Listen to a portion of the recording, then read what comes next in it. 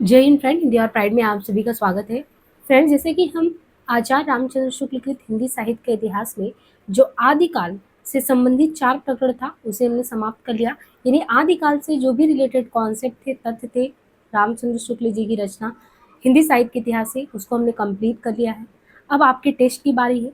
आदिकाल से रिलेटेड करीबन यहाँ पे हम 350 क्वेश्चन आपको कराएंगे और अब आपको टेस्ट करना है कि क्या रामचंद्र शुक्ल से जो हमने पढ़ा है उस सीरीज से हमें फ़ायदा हो रहा है कि नहीं हो रहा है। यहाँ पे हम आपको क्वेश्चन के साथ इसका व्याख्या भी कराएंगे। यानी आदिकाल आपका पूरा 4 से 5 लेक्चर में बहुत अच्छे से रेडी हो जाएगा। तभी हम नेक्स्ट पार्ट पे यानी भक्ति काल पे मूव करेंगे, फिर उसके कॉन्सेप्ट, फिर उसके क्वेश्चन। यही हमारी जो है कि योजना है कि इस तरीके से हमको इस रचना को ख़त्म करना है। तो चलिए हम जो है क्वेश्चन सॉल्व करते हैं। यहाँ पे आदिकाल से रिलेटेड जो पहला क्वेश्चन है, आपको ये नहीं देखना है कि यहाँ पे उत्तर दिख रहा है। आपको अपने जैसे ही क्वेश्चन हम पढ़ें, आपके दिमाग में आना चाहिए कि क्या हमें इसका उत्तर पता था या नहीं पता था। किस ग्रंथ में राधा कृष्ण के प्रेम का अनूठा वर्णन है? मृगावती, पद्मावत, मधुमालती, पदावली। तो उम्मीद है कि आपने जो है इनमें से कुछ रचना के नाम पहले ही पढ़ लिए होंगे और कुछ आप जो है भक्तिकाल में भी जब आप जो है वहाँ पे जाएंगे सूफी काव्य में, तो कुछ रचना वहाँ पे पढ़ेंगे। पदावली, मधुमालती, पद्मावत, मृगावती आपने पहले से ही नाम सुना होगा। तो यहाँ पे देखिए हम विद्यापति पदावली की बात कर रहे हैं। राधा कृष्ण के प्रेम का अनूठा वर्णन पदावली में मिलता है। पदावली की रचना विद्यापति ने मैथिली में की है। निराला ने पदावली को श्रृंगारिक पदों की मादकता को नागिन की लहर कहा है। तो यहाँ पे देखिए उनका कीर्तिलता और कीर्ति पताका के बारे में हमने बताया था कि कीर्तिलता और कीर्ति पताका जो है ये हमने उनके साहित्यिक ग्रंथ के तहत पढ़ा था। और पदावली इनकी प्रसिद्धि के आधार में जब हम फुटकल रचना पढ़ रहे थे तो इनकी प्रसिद्धि के आधार में बताया था कि विद्यापति जो पदावली लिखे थे उसी से वो मैथिल कोकिल कहलाए थे। तो यही है कि राधा कृष्ण के प्रेम का जो अनूठा वर्णन इन्होंने किया था वो पदावली में किया था। और पदावली की रचना विद्यापति ने कौन से उसमें किया था? मैथिली में किया था। और निराला ने पदावली के श्रृंगारिक पद, क्योंकि इन्होंने श्रृंगार रचना ज़्यादा किया, इसीलिए शुक्ल जी ने, आपने देखा होगा कि विद्यापति के बारे में वो क्या कहते हैं कि वो शैव थे। और बेसिकली उन्होंने एक जिस तरीके से रचना की है, तो हम इस तरीके से इन रचना को आध्यात्मिक चश्मे जो कोई भी पहन के आजकल रचना करा है, इसका मतलब नहीं कि वो आध्यात्मिक ही लिख रहा है। तो इसीलिए देखिए निराला ने इनके जो पद हैं उनको कहा है श्रृंगारिक पदों की मादकता को नागिन की लहर जैसा कहा है। जबकि जो मृगावती है कुतबन है और पद्मावत जायसी, यानी मृगावती की रचना है कुतबन, पद्मावत है जायसी की और मधुमालती है मंझन की रचना। तो ये सब हम किस में पढ़ेंगे? जब हम सूफी काव्य पढ़ेंगे तब इनके बारे में पढ़ेंगे। अब देखिए ये आपको बहुत अच्छे से याद होगा, हम बताते चल रहे हैं आपको कौन से प्रकरण में क्या चीज़ें पढ़ाए हैं। आपने विशल देव रासू के बारे में पढ़ा होगा। विशल देव रासू का जिक्र हमने किस तरीके से किया था जब आप प्रकरण 3 पढ़ रहे थे। और प्रकरण 3 में हमने जो है देश भाषा काव्य पे चर्चा की थी। देश भाषा काव्य पे जो पहला आपने देखा था, दूसरे नंबर पे पहले तो कुमार रासू था। कुमार रासू के बाद आपने देखा शायद हमीर था, क्या था, या विशल देव रासू करके, उसमें आपने देखा था कि विशल देव रासू की भी चर्चा की गई थी। तो रासो ग्रंथ में अगर देखें तो रासो की नायिका का नाम उल्लेख कीजिए। इसमें क्या था? इंद्राणी, पद्मावती, कमला। तो 4 हो सकता है इसमें आपको डाउट भी हो रहा है, लेकिन हमने ये बताया था कि किस तरीके से को 4 भाग में कि राजमती का जो है विशल देव राजू यानी विग्रहराज चतुर्थ से जो है विवाह होता है। पहली एक घटना विवाह का होता है, दूसरा उनके उड़ीसा चले जाने की, फिर उड़ीसा से किस तरीके से आते हैं मनाते हैं। राजमती जब बहुत ही ज़्यादा विरह में पीड़ित होती है तो वो आते हैं, फिर राजमती को अपने घर ले आते हैं। यही पूरा कथानक होता है। इसमें जो राजमती नाम है वो राजमती जो है इनकी नायिका होती है विशल देव रासू की। तो देखिए विशल देव रासू की नायिका का नाम क्या है? राजमती है। और यह नरपति नाल की रचना है। यहाँ तक कि देखिए विशल देव रासू के बारे में ये भी कह दिया गया था कि जरूरी नहीं है कि इस समय जो नरपति नाल के बारे में बताया गया है, नर्मति नाल के बारे में ऐसा कोई जिक्र नहीं मिलता कि वही इनके दरबार में रहे होंगे। तो पूरा शुक्ल जी ने तो पूरा इतिहास ही अच्छे से खंगाल दिया है। अगर आप बहुत ध्यान से सुनेंगे तो आपको बिल्कुल क्लियर हो रहा होगा। तो विशल देव रासू की नायिका राजमती है और यह नरपति नाल की रचना है। ये वीर गीत काव्य है। इसके बारे में ये भी आपको पता चला कि ये किस प्रकार का है? वीर गीत काव्य है। इसकी कथा कुल 4 खंडों में विभक्त है, जिसके पहले खंड में जो है राजमती विशल देव का विवाह और दूसरे में राजमती से रूठकर राजा का उड़ीसा चला जाना, तीसरे खंड में राजमती का विरह वर्णन एवं चतुर्थ खंड में विशन देव द्वारा राजपति को उसके पिता के घर से वापस लाने की कथा वर्णित है। पद्मावती मलिक मोहम्मद जायसी के पद्मावत यानी कृत के बारे में जिक्र किया है और इसकी जो है नायिका इनके बारे में कहा गया है, तो इनकी स्त्रीपात है पद्मावत। चर्यापद के रचयिता कौन है? सरहपा, लुइपा, सबरपा, कुकुरिपा। तो हम लोगों ने देखिए सरहपा है, लुइपा है, सबरपा है, कुकुरिपा है, इनके बारे में जो है जो दूसरा आपका वो प्रकरण था लगभग अपभ्रंश काव्य में ही इनके बारे में जिक्र कर दिया था शुक्ल जी ने। तो चर्यापद किसकी रचना है? चर्यापद जो है ये सबरपा की है और सबरपा जो है चर्यापद के रचयिता है। चर्यापद है क्या? तो सबरपा जो चर्यापद इन्होंने रचा है, चर्यापद एक प्रकार का गीत है जो सामान्यतः अनुष्ठान के समय गाया जाता है। चर्यापद संध्या भाषा के दृष्टपूद में लिखी गई है जिनके दोहरे अर्थ हैं, जबकि दोहा कोश जो है, तो दोहा कोश किसकी रचना है? सरहपा का। तो यहाँ पे चर्यापद जो है सबरपा की रचना है और दोहा कोश जो है सरहपा की रचना है। आगे यहाँ पे देखिए ये पंक्तियां जो उद्धृत है इनके बारे में आपको देखना है। प्यू चित्तौड़ न आवई श्रावण पहली तीज, जो बाट विरहड़ी खिड़खिड़ अड़वे खींच, संदेशो पीड़ साहिबा पाछू पिरी न दे, पंछी घाल्या पिजरे छूटर रो संदे। अब यहाँ पे ये देखिए हमने कहा था ना कि शुक्ल जी की किताब में आपको बहुत सारी पंक्तियां उन्होंने जो है पहले किसी के बारे में उल्लेख किया है, उनसे रिलेटेड आपको पंक्ति भी दे दिया है और उन पंक्तियों से क्वेश्चन आता है। तो यहाँ पे आपको वही जो है पंक्ति देखने को मिल रहा होगा कि प्यू चित्तौड़ न आवई श्रावण पहली तीज, पिया जो है चित्तौड़ नहीं आ रहे हैं, सावन की पहली तीज है। जोए बाट बिरहड़ी खिड़खिड़ अड़वे खींच, संदेशो पीड़ साहिबा पाछू फिरी न दे, पंछी घाल्या पिंजरे छूटल रो संदे। ये जो पंक्तियां हैं इस किसमें है? करकंड चरियू में है, ढोला मारूरा दुहा में है, पद्मावत में है, कुमार रासों में है। तो इस तरीके से आपके क्वेश्चन यहाँ से पूछे जाते हैं। अब ये इसमें देखिए कि ये रचना जो है खुमार रासों की है और खुमार रासो अगर आप रासो ग्रंथ यानी इनका प्रकरण 3 अच्छे से पढ़ा होगा देश भाषा काव्य में, तो ये पंक्तियां वहाँ पे देश भाषा काव्य में खुमार रासों के तहत रही होंगी क्योंकि सबसे पहले खुमार पे ही बात किए थे। यहाँ पे प्यू चत्तौड़ आवी श्रावण पहली तीज, आपको ध्यान रखना आगे से ये पंक्ति खुमार रासों की है। और खुमार रासो देखिए ये भी बताया गया था कि आपको इसमें या तो प्रबंध काव्य मिलेंगे रासों में या तो मुक्तक काव्य मिलेंगे। तो जो खुमार रासो है, खुमार रासो प्रबंध काव्य के रचयिता कौन है? दलपति विजय है, दलपति विजय। और पद्मावत जो है पद्मावत जायसी द्वारा, देखिए पद्मावत तो रचना जायसी द्वारा है लेकिन ये करकंड चरियू किसका है? ये अलग है रचना आपको। तो करकंड चरियू कनक कमार मुनि द्वारा है और ढोला मारूरा दुहा कवि कल्लोल द्वारा है। तो 4 रचनाओं के बारे में आपको यहाँ जानने को मिला।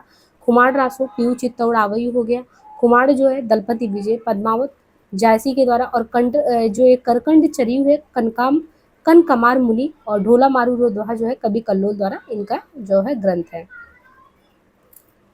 आगे कहते हैं कि जो जयचंद्र प्रकाश है उसके रचनाकार कौन है? यहाँ पे नाम दिया है जयचंद्र प्रकाश के रचनाकार भट्ट केतार, नरपति नाल, श्रीधर जगनी। तो कुल आपने देखा था प्रकरण 3 में 7 लोगों के जिक्र किए गए थे, उसमें जयचंद्र प्रकाश। चौथे और पांचवें पे आपने एक मधुकर कवि के बारे में पढ़ा था, भट्ट केदार के बारे में पढ़ा था। तो यहाँ पे मधुकर कवि का नाम नहीं है, तो भट्ट केदार जो है जयचंद्र प्रकाश के रचयिता है ना। तो यहाँ पे देखिए एक आपको लिस्ट दी गई है कि जयचंद्र प्रकाश के रचनाकार कौन है? जयचंद्र प्रकाश लिखा है भट्ट केदार ने। और बाकी जगनिक की जो रचना है जगनिक परमाल रासो, श्रीधर किसका है? रणमल छंद का। और नरपति नाल इनकी रचना है विशलदेव रासो। तो जगनिक का परमाल रासो, श्रीधर की रचना रणमल छंद। आपने देखा 7वें नंबर पे श्रीधर को रखा है और उनकी एक रचना का ही जिक्र है रणमल छंद का। तो जगनिक का हो गया परमाल रासो, श्रीधर का हो गया रणमल छंद, नरपति नाल का हो गया विशलदेव रासो और बाकी भट्ट केदार जयचंद्र प्रकाश के रचनाकार हो गए भट्ट केदार। आगे है कि सिद्धों और योगियों की रचनाओं के संदर्भ में यह कथन किसका है? उनकी रचनाओं का जीवन का स्वाभाविक साड़ियों, अनुभूतियों और दशाओं से कोई संबंध नहीं है, वे सांप्रदायिक शिक्षा मात्र हैं, अतः शुद्ध साहित्य की कोटि में नहीं आ सकती हैं। तो ये किसने कहा? सिद्धों और योगियों की रचनाओं के संदर्भ में ये बात किसने कही है कि उनकी रचनाओं का जीवन की स्वाभाविक साड़ी, अनुभूति और दशाओं से कोई संबंध नहीं, वे तो मात्र सांप्रदायिक शिक्षा है। तो ये तो बहुत ही अच्छे से आपने पढ़ लिया। साफ साफ जो है ये शुक्ल जी के विचार थे सिद्ध और योगियों को लेके। उनको लगता था कि इन लोगों ने कुछ वैसा नहीं किया है, बल्कि वाम मार्गी साधना अपना के, इन पद्धतियों को अपना के देश में कुरीतियां ही फैलाई हैं। तो उनकी रचनाओं का जीवन की स्वाभाविक साड़ी अनुभूतियों और दशाओं से कोई संबंध नहीं, वे सांप्रदायिक शिक्षा मात्र हैं, अतः शुद्ध साहित्य की कोटि में नहीं आ सकते। सिद्धों और योगियों की रचनाओं के संदर्भ में ये कथन आचार्य शुक्ल जी का है। ये कथन शुक्ल जी ने अपनी हिंदी साहित्य के इतिहास 1929 नामक ग्रंथ में कहा है। आगे रचना है, एक हमने बताया था कि कुमारपाल चरित करके है और एक है कुमारपाल प्रतिरोध। इसमें बड़ा कंफ्यूजन होता है कि चरित किसने लिखा और प्रतिबोध किसने लिखा। तो ऐसे भी आपने देखा होगा कि हेमचंद्र सूरी जो है पहले लिखा गया था। हेमचंद जब एक क्रम बता रहे थे आपको जैन मुनि का, तो हेमचंद के बाद ही सोम प्रभु सूरी का नाम आता है एक क्रम में। तो कुमारपाल प्रतिरोध जो है वो किसका है, और कुमारपाल तो चरित जो था वो सूरी ने लिखा था और प्रतिबोध जो है वो सोमप्रभ सूरी ने लिखा था। तो कुमारपाल प्रतिरोध जो है ये सोमप्रभ सूरी की रचना है। और सोमप्रभु सूरी जो थे ये कौन थे, ये गुजरात के प्रसिद्ध जैन साधु थे जिनका आविर्भाव बताया जाता है 1252 ईस्वी यानी बिक्रिनी संवत में माना जाता है। बाकी देखिए यहाँ पे दे दिया आपको कुमारपाल चरित्र। कुमारपाल चरित्र जो है हेमचंद्र सूरी का। इसमें भी बड़ा कंफ्यूजन होता है कि कुमारपाल प्रतिरोध कितना है, तो सोम का है। चरित्र किसने लिखा था, तो हेमचंद्र। देखिए ऐसे भी लिखे चंद्र चरित्र है ना, तो हेमचंद्र चरित्र। और हमीर रासो ये रचना है सारंग धन की हमीर रासो। और प्रबंध चिंतामणि को किसका है, तो ये है मेरुतों का। इसमें जितने भी लोग हैं सब जैन आचार्य ही, चाहे वो सोमप्रभु है, हेमचंद हो, सारंगधर है, मेरुतंग है। संदेश रासक के लेखक कौन है, इसमें जो रचना है संदेश रासक ये किसके द्वारा है, चंदबरदाई, जगनी, अब्दुल रहमान और नरपति नाल।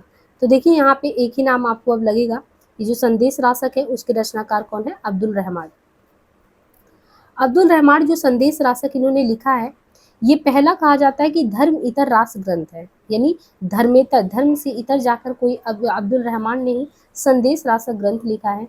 देसी भाषा में किसी मुसलमान द्वारा लिखित पहला काव्य ग्रंथ संदेश रासक है। किस भाषा में, देसी भाषा में। अगर कहें कि कोई मुसलमान जो है वो ग्रंथ लिखता है तो देसी भाषा में किसी मुसलमान द्वारा लिखित पहला काव्य ग्रंथ है संदेश रासक। संदेश रासक एक क्या है, खंड काव्य है जिसमें विक्रमपुर की एक वियोगिनी की कथा का वर्णन है ना। इसमें जो है विक्रमपुर की एक वियोगिनी का विरह का मतलब उसका वर्णन है संदेश रासक में। नरपति नाल ने विशल देव रासो नामक रासो ग्रंथ की रचना की है। किसने, नरपति नाल ने विशल देव रासो। चंदबरदाई ने पृथ्वीराज रासो नामक ग्रंथ लिखा। और परमाल रासो आल्हा खंड के रचनाकार कौन है, जगनीक है।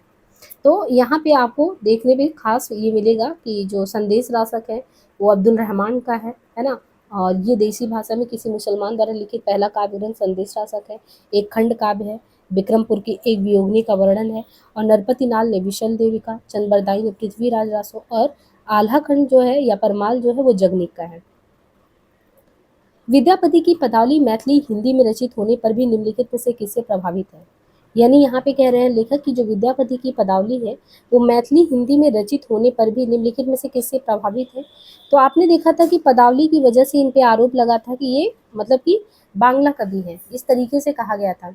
इवन जॉर्ज ग्रियर्सन ने भी इनको मागधी बिहारी और मैथिली की वजह से इस तरीके से मागधी से उत्पन्न ऐसे करके बताया था, जिसपे शुक्ल जी ने कहा था कि ऐसी बात नहीं है। जो है हमारा जो है विद्यापति पदावली जो विद्यापति जी ने लिखा है, हमारा जैसे विशल देव रासो पर पूरा अधिकार है वैसे हमारे विद्यापति पे भी पूरा अधिकार है। तो विद्यापति की पदावली जो मैथिली हिंदी में रचित होने पर भी बांग्ला भाषा से प्रभावित है ये कहा जाता है। विद्यापति वैसे तो शैव संप्रदाय के कवि हैं और भाषा की दृष्टि से विद्यापति के बारे में देखें तो शैव सर्वस्व सार इनका कीर्तिलता पदावली। तो देखिए कौन सी रचना इनकी कौन से में आती है, मैथिली में इनका एक पदावली तो आता ही है।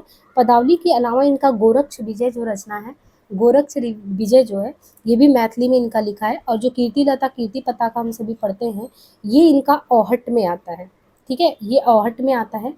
बाकी ये गंगा वाक्यावली है, भू परिक्रमा है, दान वाक्यावली है, विभाग सार है। देखिए इतनी रचनाओं का नाम है इनके। आप बस ये पदावली और गोरक्ष विजय को मैथिली में कर लीजिए और औहट में कीर्तिलता और कीर्ति पताका को। इसके अलावा शैव सर्वस्व सार, गंगा वाक्यावली, भू परिक्रमा, दान वाक्यावली, विभाग सार, लिखनावली, दुर्गा भक्त तरंगड़ी, ये सभी इनकी संस्कृत में रचनाएं हैं।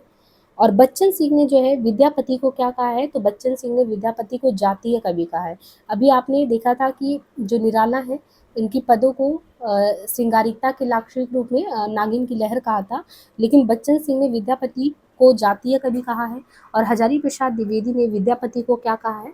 तो हजारी प्रसाद द्विवेदी ने विद्यापति को श्रृंगार रस के सिद्ध वाक्य कवि कहा है, कि कोई अगर है श्रृंगार रस का सिद्ध वाक्य कवि तो वो कौन है? जो है विद्यापति है। विद्यापति की कीर्तिलता की रचना कौन से संवाद में है? तो विद्यापति कृत्य जो उनकी कीर्तिलता है उसकी रचना भृंग भृंगी संवाद के रूप में उसका उपस्थित हुआ है। आगे कहते हैं कि भला हुआ जो मारिया बहड़ी मारू कंद, लज्जियो तू आयशियो जाई भाग्या घरु इंद। ये प्रसिद्ध पंक्तियां इनमें से किस कवि की है? यानी भला हुआ जो मारिया बहड़ी मारू कंद, ये भी बहुत ही प्रसिद्ध जो है रचना से लिया गया है। और इसमें वही कि भला हुआ जो मेरा पति मारा गया, अगर वो इस तरीके से मारा नहीं जाता तो मतलब कि कितना हमको लज्जा आती। तो ये पंक्तियां कंडपा, सारंगधर, सोम प्रभुसूरी, हेमचंद्र, इनमें से ये प्रसिद्ध पंक्तियां इनमें से किस कवि की है? ये किसने कहा है? तो ये जो है भला हुआ जो मारिया बाइडी मारूकन, ये जो पंक्ति है हेमचंद्र द्वारा है। भला हुआ जो मारिया, अब हेमचंद के बारे में यही वाले हैं हेमचंद जो कुमारपाल चरित्र का लेखक, यानी एक तरीके से बड़े जैन कवि के रूप में जाने जाते हैं, जैन आचार्य के, जैन मुनि। तो हेमचंद्र जो थे ये गुजरात के सोलंकी राजा जो सिद्धराज जयसिंह हैं, तो हेमचंद्र गुजरात के सोलंकी राजा सिद्धराज जयसिंह और उनके भतीजे जो थे, इनके भतीजे जो थे कुमारपाल, जिन पे इन्होंने रचना भी किया था। तो ये गुजरात के सोलंकी राजा के दरबार में सिद्धराज जयसिंह क्या रहते हैं, उनके भतीजे का नाम कुमारपाल था। और हेमचंद्र जो थे ये प्रसिद्ध जैनाचार्य थे और इनके व्याकरण ग्रंथ का नाम क्या था? सिद्ध हेमचंद्र शब्दानुशासन। हेमचंद्र का यह व्याकरण सिद्ध हेम नाम से प्रसिद्ध है। तो ये चीज हुआ। और भला हुआ जो मारिया वाला, ये पंक्ति जो है हेमचंद की है। सिद्ध हेम में कहा गया कि सिद्ध हेम में संस्कृत, प्राकृत और अपभ्रंश तीनों का समावेश किया गया है। संस्कृत भी है, प्राकृत भी है, अपभ्रंश भी है। हेमचंद को प्राकृत का पाणिनि कहते हैं। तो एक इम्पॉर्टेंट फैक्ट आपको ये भी मिल गया कि हेमचंद को क्या कहते हैं? प्राकृत के पाणिनि के रूप में हेमचंद को देखते हैं। हेमचंद की जो रचना है कुमारपाल चरित के अलावा योग शास्त्र उनकी रचना है, प्राकृत व्याकरण है, देशी नाम माला कोश है तथा छंदोनुशासन हेमचंद की महत्वपूर्ण रचनाएं हैं। तो प्राकृत का पाणिनि तो है ही, कुमारपाल चरित, योग शास्त्र, प्राकृत व्याकरण, देशी नाम माला कोश, ये सभी रचनाएं हैं। सारंगधर कृत सारंगधर पद्धति संस्कृत भाषा में लिखा गया इनका एक पद्यकोश है। तो सिद्ध हेम जो है ये संस्कृत, प्राकृत और अपभ्रंश तीनों का समावेश करते हैं। प्राकृत के पाणिनि कहलाते हैं। कुमारपाल चरित, योग शास्त्र, प्राकृत व्याकरण, देशी नाम माला कोश तथा छंदोनुशासन, ये सब इनकी महत्वपूर्ण रचनाएं होती हैं। और इनके द्वारा जो कृति है वो नाम है सारंगधर पद्धति, जो कि संस्कृत भाषा में लिखा गया एक पद्यकोश है। सोम प्रभु सूरी ने कुमारपाल प्रतिरोध नामक एक गद्य पद्य में संस्कृत प्राकृत काव्य लिखा। किसने लिखा है? चंपू काव्य जैसा। तो सोम प्रभु सूरी ने कुमारपाल प्रतिरोध लिखा है, वो एक गद्य पद्य में मिला के दोनों का मिक्स जो है रूप है। और कंडपा कौन है? तो कंडपा 84 सिद्धों में सर्वश्रेष्ठ विद्वान माने जाते हैं, सबसे बड़े कवि माने जाते हैं। कंडपा के गुरु का नाम है जालंधरपा। ये बिहार के सोमपुरी नामक स्थान पे रहते थे। आदिकाल को चारण काल इनमें से किस साहित्य इतिहास के लेख में कहा गया है? तो आदिकाल को चारण काल किसने कहा है? शिव सिंह सेंगर ने, राम कुमार वर्मा ने, मोहन अवस्थी ने, मिश्र बंधु ने। तो इसमें किसने कहा कि चारण काल है? तो चारण काल को कहने वाले थे राम कुमार वर्मा। देखिए आदिकाल को चारण काल डॉक्टर राम कुमार वर्मा ने कहा है। डॉक्टर राम कुमार वर्मा ने हिंदी साहित्य का आलोचनात्मक इतिहास 1938, एक तो आपको राम कुमार वर्मा का आलोचनात्मक इतिहास ये ध्यान रखना कि इनकी रचना है, और ये रचना कब रची गई है? 1938 में। तो राम कुमार वर्मा ने हिंदी साहित्य का आलोचनात्मक इतिहास कब लिखा? 1938 ईस्वी में लिखा। डॉक्टर राम कुमार वर्मा ने आदिकाल को क्या कहा? तो संधि एवं चारण काल किसने कहा? संधि काल और चारण काल दोनों चीजें कहे। और इनकी आलोचनात्मक जो इतिहास है ये कब आया? 1938 में। तो दोनों फैक्ट इंपॉर्टेंट है। आदिकाल को संधि और चारण काल किसने कहा, और इन्होंने आलोचनात्मक इतिहास लिखा 1938 में, बहुत इंपॉर्टेंट है। और इसी आदिकाल को, जिसको शुक्ल जी ने वीरगाथा काल कहा था, हजारी प्रसाद जी ने तो इसको आदिकाल ही कहा, लेकिन इसको आधार काल किसने कहा? तो मोहन अवस्थी। अवस्थी ने क्या कहा? आदिकाल को आधार काल कहा। शिव सिंह सेंगर ने शिव सिंह सरोज 1883 ईस्वी में जो नामक इतिहास ग्रंथ लिखा। तो आदिकाल में देखिए कई लोगों ने आदिकाल का अलग अलग नाम दिया था। जैसे इसको चारण काल कहने वाले कौन थे? तो इसको चारण काल कहने वाले ग्रियर्सन थे। अभी जस्ट आपने ऊपर पढ़ा यहाँ पे कि चारण काल राम कुमार वर्मा ने कहा, कि ये बात सही है। आदिकाल को जो है चारण काल दो लोगों ने कहा, एक तो ग्रियर्सन का नाम अलग से आता ही है, लेकिन जो राम कुमार वर्मा है इसे संधि और चारण दोनों ही कहते हैं, तो यानी संधि काल भी कहते हैं, चारण भी कहते हैं, और जो कि ये जो डॉक्टर ग्रियर्सन है इसको चारण काल ही कहते हैं। इसको आरंभिक काल कहते हैं मिश्र बंधु, और बीज वपन काल महावीर प्रसाद द्विवेदी, वीरगाथा काल तो शुक्ल जी का है, आदि काल हजारी प्रसाद द्विवेदी, और सिद्ध सामंत काल इसको कहते हैं राहुल सांकृत्याय। अमीर खुसरो जो कि हिंदी साहित्य के किस काल से जुड़े हुए कवि हैं, तो अमीर खुसरो आधुनिक काल, आदिकाल, तो हम लोगों ने अमीर खुसरो को प्रकरण 4 में फुटकल रचनाओं में पढ़ा था रामचंद्र शुक्ल के, तो ये आदिकाल से हैं। अमीर खुसरो हिंदी साहित्य के आदिकाल से जुड़े कवि हैं। इनका समय 1253 से वही 1325 बताया जाता है। 1253 से 1325। इनका वास्तविक नाम क्या है? अमीर खुसरो का वास्तविक नाम है अबुल हसन, तो ये चीज़ है। अमीर खुसरो का वास्तविक नाम क्या है? अबुल हसन। और अमीर खुसरो जो थे अबुल हसन, ये निजामुद्दीन औलिया के शिष्य थे। अमीर खुसरो को खड़ी बोली हिंदी का आदि कवि भी कहा जाता है। तो क्या क्या चीज़ें हो गई? अमीर खुसरो का वास्तविक नाम अबुल हसन हो गया। अमीर खुसरो निजामुद्दीन औलिया के शिष्य थे। अमीर खुसरो को खड़ी बोली हिंदी का आदि कवि कहा जाता है।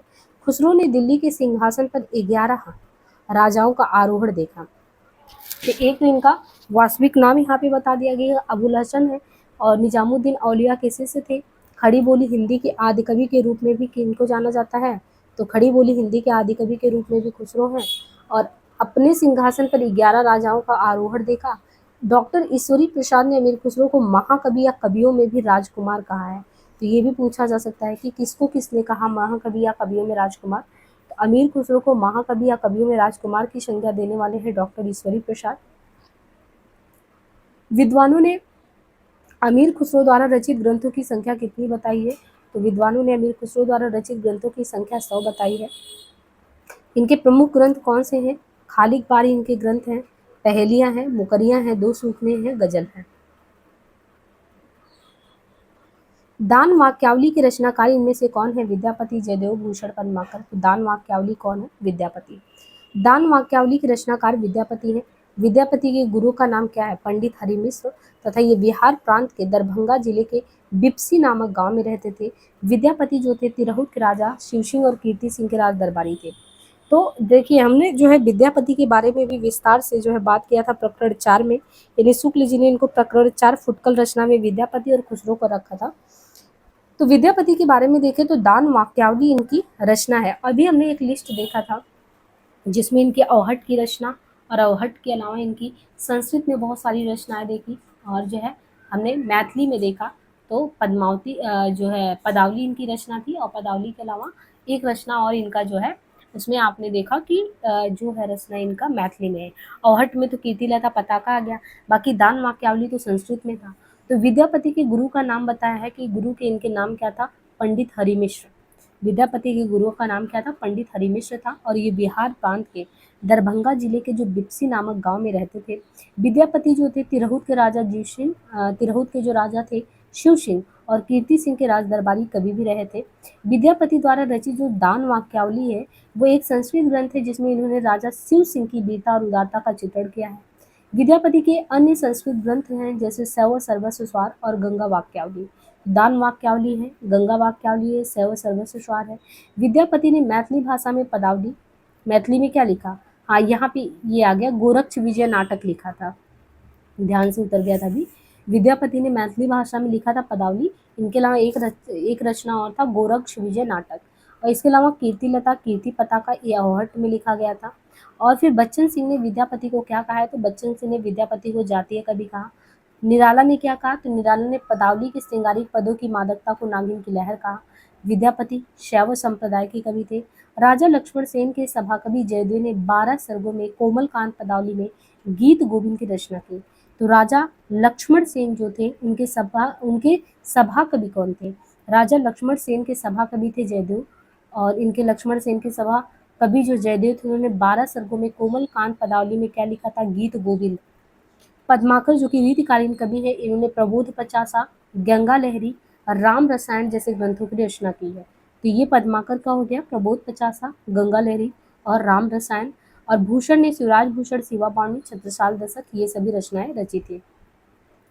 विद्यापति को कृष्ण भक्तों की परंपरा में ना समझना चाहिए, ये इनमें से किसके कथन है? तो ये तो साफ साफ है कि शुक्ल जी ने कहा था कि आपको इनके कृष्ण भक्त की परंपरा में इन्हें नहीं समझना चाहिए। तो विद्यापति को कृष्ण भक्तों की परंपरा में नहीं समझना चाहिए, ये कहना है शुक्ल जी का। और आध्यात्मिक रंग के चश्मे आजकल बहुत सस्ते हो गए, जिन्हें चढ़ाकर, जैसे कुछ लोगों ने गीत गोविंद को आध्यात्मिक संकेत बताया, वैसे ही विद्यापति के इन पदों को भी। बच्चन सिंह ने विद्यापति को जातीय, यानी बच्चन सिंह ने विद्यापति को क्या कहा है, तो बच्चन सिंह ने विद्यापति को जातीय कवि कहा है। निराला ने पदावली के श्रृंगारिक पदों की मादकता को नागिन की लहर कहा है। महामहोपाध्याय हरप्रसाद शास्त्री विद्यापति को पंचदेव पाशक स्वीकार करते हैं, है ना। तो महामहोपाध्याय हरप्रसाद शास्त्री विद्यापति को क्या कहते हैं, विद्यापति को पंचदेव पाशक कहते हैं। हजारी प्रसाद द्विवेदी ने विद्यापति को श्रृंगार रस के सिद्ध वाक्य कवि के रूप में कहा है। तो देखिए, विद्यापति को कहने वाले अलग अलग लोगों ने अलग अलग कहा है। बच्चन ने जातीय कवि उनको कहा, निराला ने पदावली के श्रृंगारिक पदों की मादकता को नागिन की लहर कहा, महामहोपाध्याय हरप्रसाद शास्त्री पंचदेव पाशक कहते हैं, और द्विवेदी जो है श्रृंगार रस के सिद्ध वाक्य के रूप में इन्हें जानते हैं। आदिकाल के तहत सरापा लुइपा आदि कवि किस साहित्य से जुड़े हैं, रासो, सिद्ध, जैन, लौकिक साहित्य। तो इसमें से किससे जुड़े हैं, तो यहाँ पे हमें देखना है सिद्ध साहित्य, वज्रयानी सिद्धों के द्वारा रचा गया साहित्य है। इनका संबंध बौद्ध धर्म से है। ये भारत के पूर्वी भाग में, यानी यहाँ पे देखिए सिद्ध साहित्य के बारे में बताया गया कि हमने बताया था आपको कि जो सिद्ध थे ये किस तरीके से वज्रयान शाखा वाले पूर्वी भाग में फैले, और जो नाथ थे ये पश्चिमी भाग वाले में, बालनाथ टीला की बात की गई, पंजाब की बात की गई, तो ये पश्चिमी भाग में फैले। तो जो सिद्ध साहित्य वज्रयान सिद्धों के द्वारा रचा गया साहित्य है, इनका संबंध जो है बौद्ध धर्म से है। ये भारत के पूर्वी भाग में सक्रिय रहे। 84 इनकी संख्या बताएगी, जिनमें सरहपा, सबरपा, लुइपा, डोमिपा, कुकुरिपा ये सभी आते हैं। और इनमें सरहपा जो होते हैं वो पहले सिद्ध कवि होते हैं। राहुल सांकृत्यायन ने इन्हें हिंदी का पहला कवि माना। किसे, सरहपा को राहुल सांकृत्यायन ने हिंदी के पहले कवि के रूप में सरहपा को माना। साधना अवस्था से निकली सिद्धों की वाणी चर्या गीत, यानी इनकी जो है साधना अवस्था से जो निकली सिद्धों की वाणी थी उसको चर्या गीत कहा गया। इनमें महासुखवाद द्वारा ईश्वरत्व की प्राप्ति पर बल दिया गया है, महासुखवाद। और इसमें भी सिद्ध साहित्य में लुइपा जो थे वो सर्वश्रेष्ठ माने जाते हैं, लुइपा। तो सांकृत्यायन ने सरहपा को पहला सिद्ध कवि माना, हिंदी के पहले कवि। साधनावस्था से इनका चर्या गीत निकल कर आता है, और लुइपा सर्वश्रेष्ठ माने जाते हैं। निम्नलिखित काव्य धाराओं में से कौन सी काव्य धारा भक्ति काल के तहत नहीं आती। इनमें से पूछा गया क्वेश्चन कि निम्नलिखित काव्य धाराओं में से कौन सी काव्य धारा भक्ति काल के तहत नहीं आती है। तो यहाँ पे जो है भक्ति काल से क्वेश्चन दे दिया गया है। राम भक्ति जो है, इसके अलावा क्या ना सही, रासो काव्य धारा, कृष्ण भक्ति। तो ये साफ आपको पता चला कि रासो तो हमने प्रकरण 3 में पढ़ा है, देश भाषा काव्य शुक्ल जी के, तो आदिकाल में आता है। बाकी जितने भी हैं आप देखते हैं कि निर्गुण के ज्ञानाश्रयी, प्रेमाश्रयी शाखा है, और सगुण के राम भक्ति और कृष्ण भक्ति। और रासो काव्य धारा हिंदी साहित्य के जो है आदिकाल से संबंधित है। इसमें ज़्यादातर वीर गाथाएं ही लिखी गई जो डिंगल भाषा में लिखी गई। प्रमुख रासो ग्रंथ के तहत डिंगल और पिंगल में देखिए, पिंगल में जो है ब्रज जुड़ जाता है और डिंगल में वही चीज अभ्रंश से जुड़ जाता है राजस्थानी के साथ। प्रमुख रासो ग्रंथ के तहत चंदबरदाई का पृथ्वीराज रासो, जगनीक का परमाल रासो, नरपति नाल का विशल देव रासो, ये सभी की गणना होती है। सिद्ध सामंत युग की कविताओं की सृष्टि आकाश में नहीं हुई है, वे हमारे देश की ठोस धरती की उपज है। अब यहाँ पे सोचिए, सिद्ध सामंत युग की कह रहे हैं कि कविता जो है उसकी सृष्टि आकाश में नहीं हुई, वे हमारे देश की ठोस धरती की उपज है। तो आपको ऐसा साफ साफ लगेगा कि शुक्ल जी ने तो बड़ा फेवर इन लोगों का किया नहीं है। शुक्ल जी को वैसे भी साफ साफ लग रहा था कि ये बेसिकली रचनाओं का इनका क्या आधार है, क्या जोड़ तोड़ कर रहे हैं। तो वो तो कभी ऐसे नहीं कहेंगे, वो तो सीधे यही कह रहे थे कि ये जो है जनता के मतलब कि दुख दर्द या जनता की जो समस्याएं हैं उनको तो ये लोग रखे नहीं है। तो उस तरीके से ये इनको तो एक श्रेणी में रखते ही नहीं है, इनका चले तो इनको निकाल फेंके। तो ये कौन हो सकता है जो इनके बारे में इनका फेवर कर सकता है? हजारी प्रसाद हो सकते हैं, राहुल सांकृत्यायन हो सकते हैं, कोई अलग हो सकता है, पर शुक्ल जी नहीं हो सकते। तो ये आप गेस करने का एक तरीका जब पढ़ते हैं तो एक आइडिया भी डेवलप हो जाता है आपका कि कौन किसके फेवर में क्या कह सकता है। तो सिद्ध सामंत युग की कविताओं की सृष्टि आकाश, कहते हैं कि सृष्टि आकाश में नहीं हुई है, वो हमारे देश की ठोस धरती की उपज है, ये कहना है महापंडित राहुल सांकृत्यायन का। सिद्ध साहित्य श्रृंगार एवं शांत रस को दोहा, चौपाई आदि छंदों में व्यक्त करता है। सिद्ध की रचनाएं हैं दोहा, कोश एवं चर्यापद, दो रूपों में।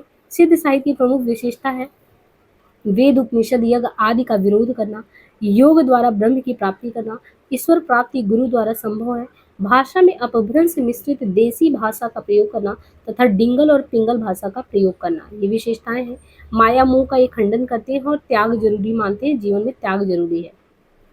आगे कहते हैं कि जिस साहित्य में केवल धार्मिक उपदेश हो उससे वह साहित्य निश्चित रूप से भिन्न है जिसमें धर्म भावना प्रेरक हो। दो चीजें हैं, एक में तो मान लो कि कोई भी साहित्य जिसमें धार्मिक उपदेश दिया गया हो तो वो उस साहित्य से तो अलग है जिसमें धर्म भावना प्रेरक शक्ति के रूप में काम करी हो। धार्मिक साहित्य होने मात्र से कोई रचना साहित्यिक कोटि से अलग नहीं की जा सकती। ये कथन किसका है? तो ये देखिए एक तरीके से किसी के भी द्वारा कहा गया है। ये बिल्कुल आप देखिए कि शुक्ल जी को, आचार्य रामचंद्र शुक्ल को जवाब दिया गया हजारी प्रसाद द्विवेदी जी के द्वारा, क्योंकि रामचंद्र शुक्ल इनको साहित्यिक कोटि से बाहर मतलब कर देते हैं कि कोई मतलब नहीं है, जनता के बारे में कुछ इन लोगों ने नहीं लिखा है। तो हजारी प्रसाद द्विवेदी यहाँ पे जवाब देते हैं कि साहित्य के उद्देश्य की प्रतिस्थापना हेतु हिंदी साहित्य का आदिकाल इनकी रचना जो है, तीन आप प्रमुख रचना देखते हैं हजारी प्रसाद द्विवेदी का। तो हिंदी साहित्य के आदिकाल में पुस्तक में रामचंद्र शुक्ल आदि विद्वानों की इस मान्यता का खंडन करने के लिए कहा है, जिसके तहत धार्मिक रचनाओं को साहित्य कोटि से अलग करने की बात की गई है। उनके अनुसार यदि ऐसा समझा जाने लगा तो तुलसीदास का रामचरितमानस भी तो साहित्य के क्षेत्र में अविवेच्य हो जाता। तो ये जवाब देते हैं कि तब तो ऐसे आप मानने लगे तो आप जो है रामचरितमानस को भी तो इस क्षेत्र से बाहर उठा कर देंगे। हिंदी साहित्य का इतिहास में रामचंद्र शुक्ल ने स्पष्ट लिखा है कि सिद्धों और योगियों की रचनाएं साहित्य की कोटि में नहीं आती हैं और योग धारा काव्य साहित्य की कोई धारा नहीं मानी जा सकती। इसी का जवाब, इसी की प्रतिक्रिया जो है हजारी प्रसाद द्विवेदी जी ने दिया। और आपने देखा कि महापंडित राहुल सांकृत्याल ने भी फेवर किया है कि ये लोग तो यहीं से हमारी पृथ्वी से ही उठे हुए कवि है, ऐसा नहीं है कि आकाश से प्रकट हो गए। तो इनकी भी बोल में वही चीजें, वही टोन में नजर आता है कि वो भी शुक्ल जी को ही जवाब दे रहे हैं। इस संबंध में इनके अलावा कुछ और कहने की जगह नहीं है। ये पूरा ग्रंथ वास्तव में जाली है। तो आपने तुरंत ये गेस कर लिया होगा, हमने पृथ्वीराज रासो के संबंध में बहुत ही डिटेल में चर्चा की थी कि किस तरीके से अलग अलग आधार बना के शुक्ल जी ने इसको जाली कहा था। तो यहाँ पे पृथ्वीराज रासो विषय को उपयुक्त स्थापना शुक्ल जी का है। सर्वप्रथम डॉक्टर बुलर बुलर थे जो 1875 में कश्मीरी कवि जो जयानक थे। तो डॉक्टर बुलर ने 1875 में कश्मीरी कवि थे जयानक, उनके द्वारा जो पृथ्वीराज विजय 12 सर्ग में रचित संस्कृत महाकाव्य है उसके आधार पर पृथ्वीराज रासो को अप्रामाणिक माना था। यानी डॉक्टर बुलर ने 1875 में ही जयानक की पृथ्वीराज विजय को आधार बना के ये पृथ्वीराज रासो को अप्रामाणिक पहले ही घोषित कर चुके थे। इसी के बाद पृथ्वीराज रासो की प्रामाणिकता को लेकर विद्वानों के 3 वर्ग बन गए। अब उसमें से कोई लोग तो इसको अप्रामाणिक मानने लगे, कुछ लोग प्रामाणिक मानने लगे और कुछ लोग आधा प्रामाणिक मानते। आपको सीधे ही देखना कि अप्रामाणिक वाले में पहले कौन है, तो आचार्य रामचंद्र है ही। डॉक्टर बुल्लन ने तो सबसे पहले ही इस पे मुद्दा उठाया। और आपने देखा होगा कि जब हम पढ़ा रहे थे गौरी शंकर ओझा का नाम भी बार बार आ रहा था, इतिहासज्ञ थे गौरी शंकर हीराचंद ओझा। तो ओझा भी नहीं मान रहे थे इस बात को। तो शुक्ल है और बुलर है, हीराचंद ओझा तो नहीं मानते थे। इनके अलावा देवी प्रसाद और कविराज श्यामल दास का नाम दिया है। जो प्रामाणिक है उनमें कौन मानते हैं, तो श्याम सुंदर दास मानते हैं कि प्रामाणिक है। कर्नल टाड भी मानते हैं, मिश्र बंधु भी मानते हैं, मोहनलाल विष्णुलाल पांड्या भी मानते हैं। और आधा प्रमाणिक मानते हैं कि पूरी तरह नहीं है। अगर देखिए आप कुछ लोगों का याद रखेंगे तो यहाँ से क्वेश्चन आएगा, सॉल्व हो जाएगा।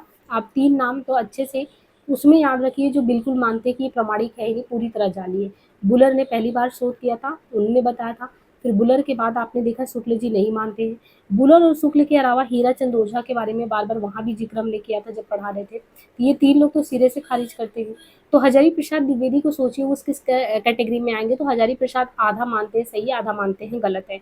हजारी प्रसाद के साथ ही जो नाम यहाँ पे बहुत ही ज्यादा प्रसिद्ध है वो सुनीति कुमार चटर्जी का, ये भी जो है अर्ध प्रमाणिक इसको मानती है। और दशरथ शर्मा करके यहाँ पे आते हैं दशरथ शर्मा। तो इस तरीके से सुनीति और हजारी और दशरथ शर्मा ये अर्ध प्रमाणिक हो गए।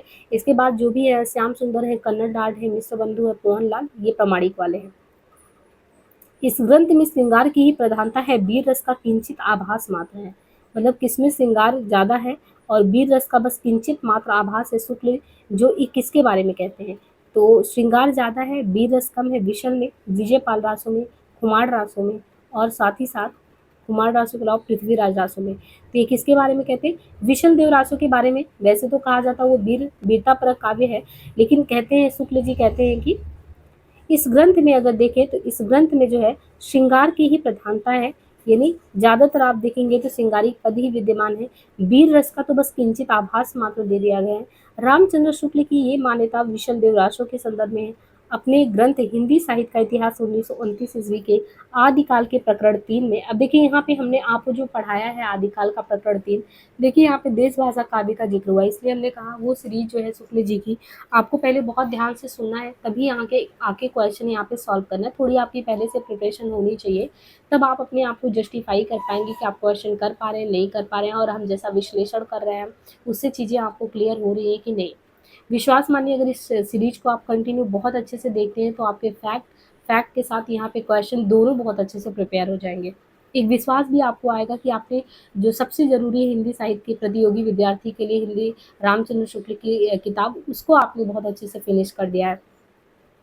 यहाँ पे कह रहे हैं कि रामचंद्र शुक्ल की ये मान्यता है कि विशल देव रासो के संदर्भ में अपने ग्रंथ हिंदी साहित्य का इतिहास 1929 के आदिकाल का प्रकरण जो 3 है उसमें देश भाषा काव्य उप शीर्षक के तहत शुक्ल जी मानते हैं कि नरपति नाल कवि विग्रह राज चतुर्थ विशल देव का समकालीन था। कदाचित ये राजकवि थे। इसने विशलदेव रासो नामक एक छोटा सा ग्रंथ, मतलब वही 100 पृष्ठों का ग्रंथ था, ऐसा उन्होंने बताया था, जो वीर गीत के रूप में लिखा था। विशलदेव में कुल 4 खंड थे। नरपति नाल के इस विशलदेव में जैसा कि होना चाहिए, ना तो उक्त वीर राज्य की ऐतिहासिक चढ़ाइयों का वर्णन था, न उनके शौर्य पराक्रम का। इस प्रकार ये ग्रंथ ज्यादातर क्या लगता है कि श्रृंगार की प्रधानता है, वीर रस का तो किंचित आभास मात्र दे दिया गया। बाकी पृथ्वीराज रासो चंद्रबरदाई का है, विशलदेव नरपति नाल का है, कुमार रासो दलपति विजय, और विजयपाल रासो, तो विजयपाल रासो किसकी है, नल्ल सिंह की रचना ये है। आगे कहते हैं कि वे सांप्रदायिक शिक्षा मात्र है, अतः शुद्ध साहित्य की कोटि में नहीं आ सकती हैं। सिद्धोनाथ योगियों की रचनाओं के बारे में किसने कहा है, तो साफ साफ ही ये शुक्ल जी का ही कहना है कि वे सांप्रदायिक शिक्षा मात्र हैं, इसलिए शुद्ध साहित्य की कोटि में नहीं आ सकती हैं। आचार्य शुक्ल का मानना है कि सिद्धनाथ और योगियों की रचनाएं तांत्रिक विधान, योग साधना, आत्मनिग्रह, भित्री चक्र, अंतर्मुख साधना के महत्व की सांप्रदायिक शिक्षा मात्र है। जीवन की स्वाभाविक अनुभूति और दशा से उनका कोई सरोकार नहीं है। वे शुद्ध साहित्य के तहत नहीं आती, उनको उसी रूप में ग्रहण करना चाहिए जिस रूप में ज्योतिष, आयुर्वेद आदि के ग्रंथ को जो है ग्रहण किया जाता है। अब आगे देखिए जो राउल बेल है, राउल बेल के विषय में कौन सा तथ्य सही नहीं है। राउल बेल के रचयिता रोड़ा, ये मूलतः एक शिलांकित कृति गद्य पद्य मिश्रित चंपू काव्य है। इसमें राउल नामक नायक का शौर्य वर्णन है। तो यहाँ पे दिए गए तथ्य में राउल बेल के विषय में देखें तो राउल नामक नायक का शौर्य वर्णन ये दिया है कि जो राउल बेल है ये 10वीं सदी ईस्वी की कवि रोड़ा, यानी कवि रोड़ा कब के हैं, 10वीं सदी के, तो 10वीं सदी ईस्वी के कवि रोड़ा की रचना मानी जाती है। कौन सी, राउल बेल या राउल बेली जो है ये 10वीं सदी ईस्वी के जो कवि रोड़ा है इनकी रचना मानी जाती है, जिनका सबसे पहला प्रकाशन डॉक्टर भयाणी ने भारतीय विद्या पत्रिका में कराया। यानी राउल बेल जो है 10वीं सदी ईस्वी की कवि रोड़ा की रचना मानी जाती है, और इसका सर्वप्रथम प्रकाशन डॉक्टर भयाड़ी ने भारतीय विद्या पत्रिका में कराया। ये एक शिलांकित कृति है। जिन शिलाओं पर ये लिखी गई थी वो मध्य प्रदेश के मालवा क्षेत्र धार जिले से प्राप्त हुई है, और वर्तमान में मुंबई के प्रिंस ऑफ वेल्स संग्रहालय में सुरक्षित रखी गई है। ये हिंदी का पहला चंपू काव्यकृत गद्य पद्य मिश्रित रचना है। इसकी नायिका राहुल है, जिसके नक्सिक सौंदर्य का वर्णन मिलता है। इसमें कुल 7 नायिकाओं के नक्सिक सौंदर्य का वर्णन भी देखने को मिलता है। इतिहासकारों द्वारा मान्य हिंदी का पहला कवि इसमें कौन है, तो शिव सिंह सेंगर, राम कुमार वर्मा, सांकृत्यायन गणपति, इनको सुमेलित करना है। तो हिंदी के पहले कवि को स्वीकारने के संबंध में यहाँ पे देखिए कौन प्रस्तोता किसे मानता है। जैसे पहले कवि के रूप में शिव सिंह सेंगर है मिश्र बंधु, उनका मानना है कि जो पहले कवि हैं वो मिश्र बंधु और शिवशंकर के अकॉर्डिंग देखें तो ये पुष्पदंत पुष्य या कुंड को मानते हैं। राम कुमार वर्मा हिंदी के पहले कवि के रूप में स्वयंभू को मानते हैं। आपको ये ध्यान रखना कौन किसको पहला मानता है। तो जो राम कुमार वर्मा है वो स्वयंभू को मानते हैं। सरापा को कौन कौन मानता है, तो राहुल सांकृत्यायन कहे तो सम्मान है ही कि सरापा को हिंदी का पहला कवि माना जाता है, लेकिन कौन मानता है, राहुल सांकृत्यायन भी मानते हैं, डॉक्टर नगीन, तो ये बहुत इंपॉर्टेंट है। सरापा को पहले कवि राहुल सांकृत्यायन, डॉक्टर नगेंद्र मानते हैं। राम कुमार वर्मा स्वयंभू को मानते हैं। शिव सिंह सेंगर मिश्र बंधु पुष्पदंत को मानते हैं। गणपति चंद जो है सलीभद्र शुरी को मानते हैं। हजारी प्रसाद द्विवेदी अब्दुल रहमान को मानते हैं। इनके अलावा जयदेव, माता प्रसाद गुप्त ये गोरखनाथ को, और चंद्रधर शर्मा बुलेरी ये राजा मुंज को मानते हैं। कौन सा विकल्प यहाँ पे सुमेलित नहीं है, तो यहाँ पे फिर से आपको देखना है कि सावकाचार, नेमिनाथ रास, भारतेश्वर बहुबली रास, रेवंत गिरिरास, इनमें आपको मिलाना है। तो दिए गए विकल्पों में रेवंत गिरिरास जो है जिन धर्म सूरी सुमेलित नहीं है। रेवंत गिरिरास जो कि 1231 ईस्वी में रचना रचा गया। रेवंत गिरिरास के रचयिता है विजय सेन सूरी का ये काव्य ग्रंथ है रेवंत गिरिरास। और यहाँ पे देखिए सावकाचार देवसेन की रचना है सावकाचार, तो देवसेन द्वारा सावकाचार। नेमिनाथ रास है सुमति गढ़ी का, तो सावकाचार देवसेन के द्वारा, और सुमति गढ़ी जो है नेमिनाथ रास। भारतेश्वर बाहुबली रास सालिभद्र सूरी का, और रेवंत गिरी रास विजय सेन सूरी का। तो सावकाचार इंपॉर्टेंट है, देवसेन, नेमिनाथ सुमति गढ़ी का, भारतेश्वर सालिभद्र सूरी का, रेवंत गिरी रास विजय सेन सूरी की रचना है। सराफा से संबंधित कौन सा तथ्य यहाँ पे सही नहीं दिया गया है? वेश्यद साहित्य के प्रारंभकर्ता थे सराफा। दोहा कोश उनकी रचना है। उनकी भाषा सर्वत्र सीधी सरल मानी जाती है। उन्होंने अंतः साधना पर जोर देते हुए पंडितों को फटकार लगाई है। तो उनकी भाषा सर्वत्र सीधी सरल मानी जाती है, ये चीज़ सही नहीं है। बाकी सिद्ध साहित्य के प्रारंभकर्ता, दोहा कोश, अंतः साधना पर जोर देना, ये बातें बिल्कुल सही है। दिए गए तथ्यों में से ये तथ्य उनकी भाषा सर्वत्र सीधी सरल मानी जाती है, सही नहीं है। सराफा सिद्ध साहित्य के प्रारंभकर्ता माने जाते हैं राहुल सांकृत्यायन। राहुल सांकृत्यायन इन्हें हिंदी का पहला कवि भी मानते हैं। इनका समय कब है? तो कवि इनका समय है 8वीं सदी। इनका मूल नाम क्या है? राहुल भद्र। ये पाल शासक धर्मपाल के समकालीन थे। दोहा कोश इनकी पहली प्रसिद्ध रचना है। दोहा कोश को पढ़ने से कभी कभी ये भ्रम हो जाता है कि इन कविताओं में सपाट बयानी है, लेकिन इनका अर्थ सरल नहीं है। साधारण प्रतीत होने वाले दोहों के भीतर शास्त्रीय अर्थ छिपा हुआ है।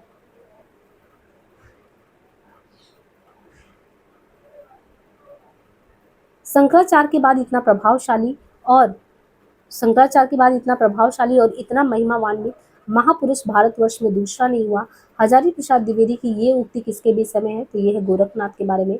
शंकराचार्य के बाद इतना प्रभावशाली और महिमान्वित महापुरुष भारतवर्ष में दूसरा नहीं हुआ, ये किसके बारे में कहा गया है?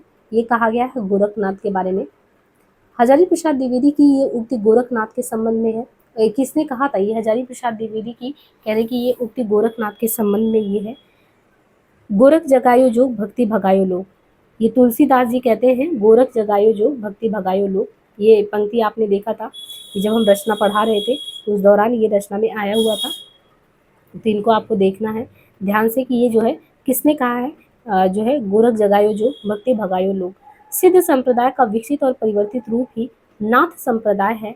नाथ एक विशेष वेशभूषा धारण करते थे, जिसमें मेखला, श्रृंगी, गुदड़ी, खप्पर, कर्ण मुद्रा, झोला आदि होते थे। ये कान छेद कर कुंडल पहनते थे, इसलिए इनको कनफटा योगी कहते थे। और इनके द्वारा जो रचनाएं हैं यहाँ पे आप देखेंगे, गोरक्ष सिद्धांत संग्रह। गोरक्ष सिद्धांत संग्रह में गोरखनाथ को ईश्वर की संतान के रूप में यहाँ पे बताया गया है।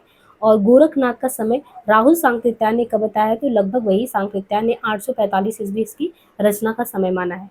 गोरखनाथ की प्रमुख रचनाएं जो है, डॉक्टर हजारी प्रसाद द्विवेदी ने गोरखनाथ के 28 ग्रंथों का उल्लेख किया है, जिनमें निम्नलिखित प्रमुख हैं। देखिए, गोरखनाथ के हजारी प्रसाद द्विवेदी ने जो 28 ग्रंथों का उल्लेख किया है उसमें है अमनस्क योग, है ना, ये रचना का नाम है। और कहीं पे भी आ जाए आपको बिल्कुल अलग लगेगा कि अमनस योग किसका है। तो अमनस की योग, गोरक्ष कल्प, गोरक्ष शतक, गोरक्ष संहिता। अब देखिए, गोरक्ष से जो आएगा उसका तो गेस कर सकते हैं, लेकिन अमनस की योग, महार्त मंजरी, ज्ञानामृत योग, ज्ञानामृत योग अलग हो गया, योग चिंतामणि, विवेक मार्तंड, हठ योग, हठ संहिता। तो आपको इनको गोरखनाथ की वैसे तो 28 रचना हजारी प्रसाद द्विवेदी जी ने उल्लेख किया है, लेकिन आपको ज्ञानामृत योग ध्यान रखना है, हठ संहिता, महार्त मंजरी, विवेक मार्तंड, अमनस्क योग। डॉक्टर दशरथ शर्मा आदि कुछ विद्वान जो है पृथ्वीराज रासों के किस संस्करण को मूल रासों मानते हैं कि मूल यही है। आपने देखा कि इसके बारे में भी हमने जिक्र किया था कि जो 4 संस्करण में डिवाइड करके है, उसमें बृहत्तम संस्करण जैसे 16,306 में बताए, मध्य संस्करण 7,000 के आसपास, और लघु संस्करण 3,500। यानी 7,000 अगर मध्य वाला है तो लघु संस्करण 3,500। तो इसमें सबसे छोटा कौन सा है ये आपको देखना है। तो डॉक्टर दशरथ शर्मा ने कहा था कि सबसे छोटा संस्करण इनका वही 1300 वाले छंद का है। डॉक्टर दशरथ शर्मा की माता प्रसाद, यानी डॉक्टर दशरथ शर्मा व माता प्रसाद गुप्त जो थे, इन्होंने कुछ विद्वानों ने पृथ्वीराज रासों के लघुत्तम रूपांतरों को सबसे ज्यादा प्रमाणिक या मूल रासों माना है, जिसमें कितने छंद हैं? जिनमें 1300 छंद हैं। तो डॉक्टर दशरथ शर्मा व माता प्रसाद गुप्त कितने लघुत्तम संस्करण में, लघुत्तम रूपांतरण में इनके छंद है? 1300। मथुरा प्रसाद दीक्षित थे, मध्य संस्करण में कितने प्रमाणिक माने हैं? तो मथुरा प्रसाद दीक्षित थे, मध्य संस्करण में 7,000 छंद माना है। और बृहद रूपांतरण में अगर देखें तो बृहद रूपांतरण में 16,306 छंद जो कि सर्वाधिक अप्रामाणिक एवं सर्वाधिक लोकप्रिय सबसे ज़्यादा अप्रामाणिक कह रहे हो, सबसे ज़्यादा लोकप्रिय भी है इनका जो बृहद वाला सबसे बड़ा वाला है 16,306 छंद वाला, उसी को सबसे ज़्यादा अप्रामाणिक भी माना गया, सबसे ज़्यादा लोकप्रिय भी माना गया है। पृथ्वीराज रासो के रचनाकार कौन है? तो चंद बरदाई हैं। इनका जन्म 1168 ईस्वी में लाहौर में माना जाता है। इनका वास्तविक नाम क्या था? तो पृथ्वीराज रासो का इनका वास्तविक नाम पृथ्वी भट्ट था। पृथ्वीराज रासो 69 समय में बटा हुआ है, जिसमें आदि पर्व समय 10वां है, 20वां समय पद्मावती समय। देखिए जो इम्पोर्टेंट है उनके बारे में है कि पृथ्वीराज रासो के रचनाकार चंद बरदाई हैं और इनका समय 1168 ईस्वी है लाहौर में। और इनका वास्तविक नाम क्या है? तो इनका वास्तविक नाम है पृथ्वी भट्ट। पृथ्वीराज रासो कुल 69 समयों में बटा है और जिसमें आदि पर्व समय इनका 10वां समय है, 20वां समय है पद्मावती समय करके है और 57वां समय कैमास वध समय है। तो कैमास भी बहुत ज़्यादा इंपॉर्टेंट है, 57वां समय कैमास वध। और बाकी इनके अलावा आदि पर्व 10वां है, 20वां पद्मावती समय है, वध समय सर्वाधिक मार्मिक समय है, 61वां समय इसमें है, वो दिया है कन उज समय। और सबसे बड़ा समय भी बताया गया 61वां। 65वां समय विवाह समय, 69वां समय जो है महोबा युद्ध का है। माता प्रसाद गुप्त, डॉक्टर दशरथ ओझा, हजारी प्रसाद द्विवेदी ने पृथ्वीराज को अर्ध प्रमाणिक माना है। किसने? हजारी, और इनके अलावा हजारी प्रसाद ने, डॉक्टर ओझा ने माना है और दशरथ ओझा करके, और इनके अलावा जो है माता प्रसाद गुप्त ने। जबकि शुक्ल जी, कबीराज, श्यामल दास इसे अप्रमाणिक मानते हैं और श्याम सुंदर दास, मिश्र बंधु मोहनलाल, ये सभी इसको प्रमाणिक मानते हैं। विशल देव रास के संपादनकर्ता इनमें से कौन है? विशल देव जो रचना है उसका संपादन इनमें से किसने किया था? तो यहाँ पे देखिए ये रचना जो है माता प्रसाद गुप्त एवं अगरचंद नाहटा ने इसका संपादन किया था। यदि विशल देव का जो संपादनकर्ता जो है वो माता प्रसाद गुप्त है और अगरचंद नाहटा है। विशल देव रासो 14वीं सदी विक्रमी के रचनाकार नरपति नाल, ये सुप्रसिद्ध रचना 4 खंडों में विभक्त है। पहले भी हमने बताया था कि कैसे पहले खंड में मालवा नरेश जो है मालवा नरेश भोज परमार की पुत्री राजमती सांभ से नरेश से जो है इनका विवाह होता है, उनका वर्णन है। दूसरे में राजमती से रूठकर उड़ीसा जाने की घटना है और तीसरे में राजमती का विरह वर्णन है और चौथे में भोजराज द्वारा पुत्री राजमती को वापस ले आना तथा विशल देव के द्वारा राजमती को चित्तौड़, यानी वो अपनी पुत्री को भोजराज लेके आते हैं और ये चित्तौड़ ले जाते हैं। विशल देव रासो हिंदी परिषद प्रकाशन इलाहाबाद विश्वविद्यालय इलाहाबाद से प्रकाशित माता प्रसाद गुप्त तथा अगरचंद नाहटा द्वारा 1953 में संपादित पुस्तक है। आदिकालीन हिंदी कवि अमीर खुसरो विषय कौन सा तथ्य सही नहीं है? उनकी पहेलियां, मुकरियां और दूसरे उपन्यास हिंदी साहित्य में प्रसिद्ध है। उनकी रचनाओं में खड़ी बोली काव्य भाषा बनने का प्रयास कर रही थी। उन्होंने जनजीवन के साथ घुल मिल कर काव्य रचना की। उनका लक्ष्य जनता को धर्म उपदेश देना मात्र था। आप यहीं से इसको पकड़ लेंगे। जब हमने कबीर और इनकी तुलना के बारे में बताया था आपको, तो साफ साफ इन्होंने शुक्ल जी ने कहा था कि नहीं, इनका लक्ष्य क्या है? इनका लक्ष्य तो सिर्फ और सिर्फ मनोरंजन करना है, धर्म उपदेश देना तो कबीर का काम है। तो अमीर खुसरो का जन्म, जो कि 1253 में अमीर खुसरो का जन्म हुआ आधुनिक एटा यूपी में पटियाली गांव में। इनकी पहेलियां, मुकरियां, दो सूखने हिंदी साहित्य में बहुत प्रसिद्ध है। इन्हें खड़ी बोली का पहला कवि भी खुसरो को माना जाता है। इन्हें तूते ही हिंद कहा जाता है, ये हिंद का तोता। और इन्हें सितार के आविष्कार का श्रेय जाता है। तो सितार का आविष्कार किसने किया, एक अलग क्वेश्चन हो गया। सितार के आविष्कारक के रूप में अमीर खुसरो को जाना जाता है। प्रमुख रचनाओं में पहेलियां हैं, मुकरियां हैं, दो सूखने और गजल है। आचार्य शुक्ल के अनुसार किस रचना के आधार पर विद्यापति मैथिल कोकिल कहलाए? तो पदावली ही था, है ना। मैथिल कोकिल क्यों कहलाए थे? तो आचार्य शुक्ल के अनुसार जो उनकी रचना पदावली थी, उसी की वजह से मैथिल कोकिल कहलाए। बाकी इनकी रचनाओं में लिखनावली, पुरुष परीक्षा, दान वाक्यावली, गया पतलग, दुर्गा भक्त रंगड़ी, गंगा वाक्यावली, ये सब आपने देखा था कि इनके संस्कृत ग्रंथ थे। काफ़ी इनके संस्कृत ग्रंथ हैं। बस अवहट भाषा में कीर्तिलता पताका है, मैथिली में पदावली और गोरक्ष विजय नाटक है। बाकी दुर्गा भक्त रंगड़ी विद्यापति के पिता जो थे, दुर्गा भक्त रंगड़ी कहते हैं कि जो विद्यापति के पिता थे गणपति ठाकुर, तो विद्यापति के पिता गणपति ठाकुर की अधूरी रचना है दुर्गा भक्त रंगड़ी, जिसे विद्यापति ने पूरा किया। कीर्तिलता विद्यापति की पहली रचना मानी जाती है। कीर्तिलता पहली रचना, जिसे हजारी प्रसाद द्विवेदी ने भृंग भृंगी संवाद माना है। तो कीर्तिलता को जो पहली रचना विद्यापति की है, इसको हजारी प्रसाद द्विवेदी ने भृंग भृंगी संवाद माना है। और विद्यापति की पदावली की भाषा तो मैथिली है, जो एक गीति काव्य है। सूर्यकांत त्रिपाठी निराला ने पदावली के श्रृंगारिक पदों की मादकता को नागिन की लहर भी कहा है। इस रचना के आधार पर विद्यापति को मैथिल कोकिल कहा गया। विद्यापति की अन्य उपाधियाँ क्या है? देखिए विद्यापति को बहुत सारी उपाधियों से भी विभूषित किया जाता है। अब ये चीज़ें आपने देखा शुक्ल जी की रचना में, किताब में ये चीज़ नहीं पाएँगे। शुक्ल जी ने ज़्यादातर चीज़ों को ना बस व्याख्यायित किया है, महत्वपूर्ण पंक्तियाँ दिया है। उन्होंने व्याख्या पे ज़्यादा ध्यान दिया है कि आपकी समझ कैसे डेवलप हो। फैक्ट वाली चीज़ें आपको इस तरीके से चीज़ें कवर करनी है। तो यहाँ पे जैसे विद्यापति की अन्य उपाधियों में जैसे उनको अभिनव जयदेव कहा जाता है। विद्यापति को अभिनव जयदेव कहा जाता है। राजा शिव सिंह द्वारा कहा गया, यानी अभिनव जयदेव कैसे विद्यापति को किसने कहा? तो राजा शिव सिंह ने कहा।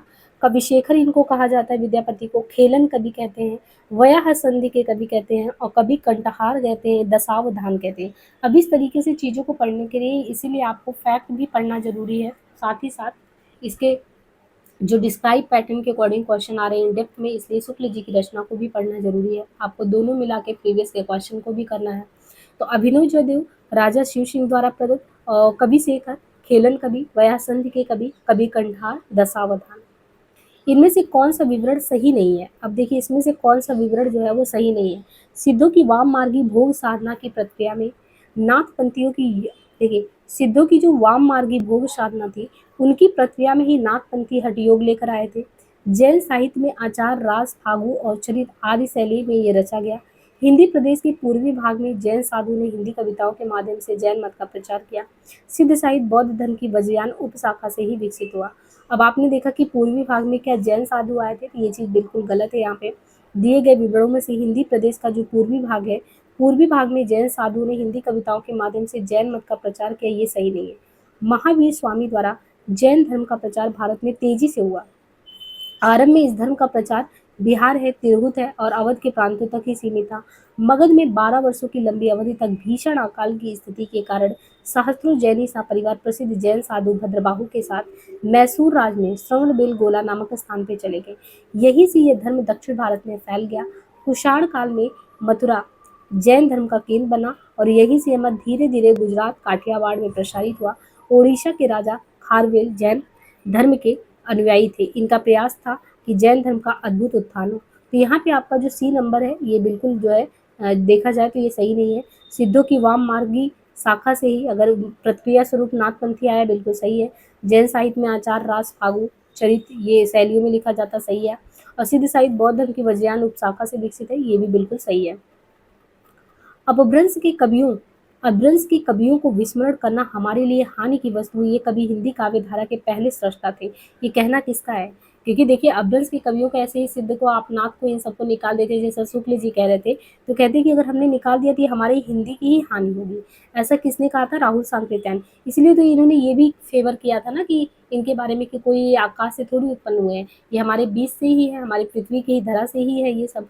तो अपभ्रंश के कवियों को अगर हम भुला देते हैं तो ये हमारे लिए एक हानि की वस्तु है। यही कवि हिंदी काव्य धारा के प्रथम स्रष्टा थे, यानी हिंदी काव्य धारा में अगर किसी ने शुरुआत किया था तो ये शुरुआती थे, जो भी थे जैसे भी थे, पर हम इनको भुला नहीं सकते। तो यह कथन सांकृत्यायन का है। आचार्य शुक्ल ने पुरानी हिंदी को प्राकृताभास हिंदी या अपभ्रंश कहा है। तो शुक्ल जी ने क्या कहा है? पुरानी हिंदी को क्या कहा है? पुरानी हिंदी को प्राकृताभास हिंदी या अपभ्रंश कहने वाले शुक्ल जी थे। राहुल सांकृत्यायन ने हिंदी का पहला कवि सरहपा को माना है।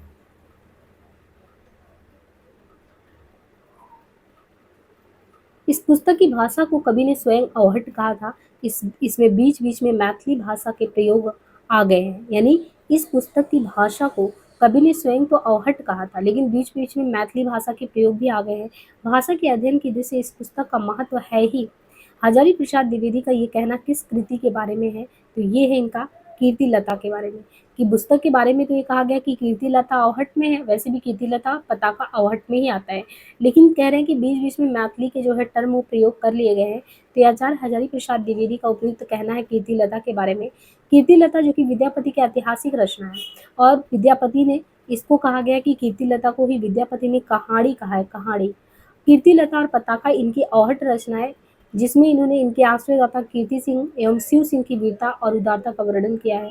विद्यापति जो कि 1350 से 1450 का समय बताया गया है। इनकी रचनाओं में भू परिक्रमा, पुरुष परीक्षा, लिखनावली, दान वाक्यावली, गंगा वाक्यावली, दुर्गा भक्तरंगड़ी, गोरक्ष विजय, कीर्ति लता, पताका, पदावली। वर्ण रत्नाकर के रचनाकार है, तो वर्ण रत्नाकर के रचनाकार इसमें है ज्योतिरेश्वर ठाकुर। साधारणतः सन ईस्वी की 10वीं से लेकर 14वीं शताब्दी के काल को हिंदी साहित्य का आदिकाल कहा जाता है। हिंदी के प्रारंभिक काल विषयक ये कहना किस विद्वान का है? तो ये है हजारी प्रसाद द्विवेदी का। यानी अगर देखें हिंदी साहित्य के आदिकाल के बारे में तो वही चीज़ कह रहे हैं कि साधारणतः देखें तो ईस्वी से मतलब वही 10वीं से लेकर अगर 14वीं के बीच जाए, क्योंकि आप देखिए कि 1000 लगभग वही 50 से 1375 के बीच शुक्ल जी मानते हैं, लेकिन ये कह रहे हैं कि हम सीधा सीधा 1000 से यानी 10वीं से 14वीं के बीच माने। तो ये जो है हजारी प्रसाद द्विवेदी ने कहा हिंदी के प्रारंभिक काल विषयक उपयुक्त जो कथन है द्विवेदी जी का है। हिंदी साहित्य के इतिहास में 10वीं से लेकर 14वीं शताब्दी के मध्य तक के काल को आदिकाल यही कहते हैं। इस युग को ये नाम डॉक्टर हजारी प्रसाद द्विवेदी से मिलता है। शुक्ल ने आदिकाल को वीरगाथा काल कहा, राम कुमार वर्मा ने चारण कहा।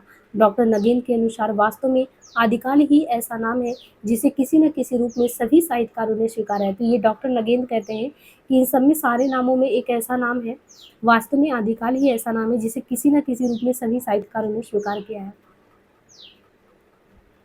चौपाई दोहे का सबसे पुराना प्रयोग शायद यही है। जो कुछ पुराना साहित्य उपलब्ध है उससे यही लगता है कि जो पूर्वी प्रदेश है उनके बौद्ध सिद्धों ने ही इस शैली में लिखना शुरू किया था।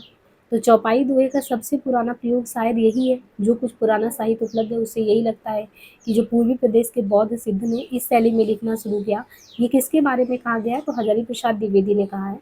यानी चौपाई दोहे का जो सबसे पुराना प्रयोग था वो शायद यही है। जो कुछ भी पुराना साहित्य उपलब्ध है उससे ये लगता है कि जो पूर्वी प्रदेश के बौद्ध सिद्धों ने इस शैली में लिखना शुरू किया। ये कहना है सरप्पा के संबंध में हजारी प्रसाद जी का। सरप्पा की पंक्ति है पंडित सौर सत्य बखाड़ी देही रुद्र बसंत नजाड़े। इनके आधार पर हजारी प्रसाद द्विवेदी ने कहा है कि चौपाई दोहे का यानी जो चौपाई है वो दोहे का सबसे पुराना प्रयोग शायद यहीं पे हुआ है। जो कुछ भी पुराना साहित्य है वो इन्हीं के पास है। उससे ही लगता है कि पूर्वी प्रदेश के बौद्ध सिद्धों ने इसी शैली में लिखना शुरू किया था। यहाँ पे सुमेलित नहीं है चंदनबाला, स्थूलीभद्र, उक्ति व्यक्ति, प्रकरण, वर्ण रत्नाकर।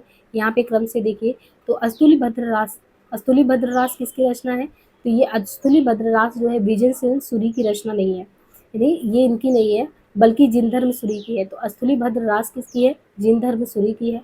रचना काल 1209 है। विजय सेन सूरी ने 1231 में रेवंत गिरी रास लिखा है।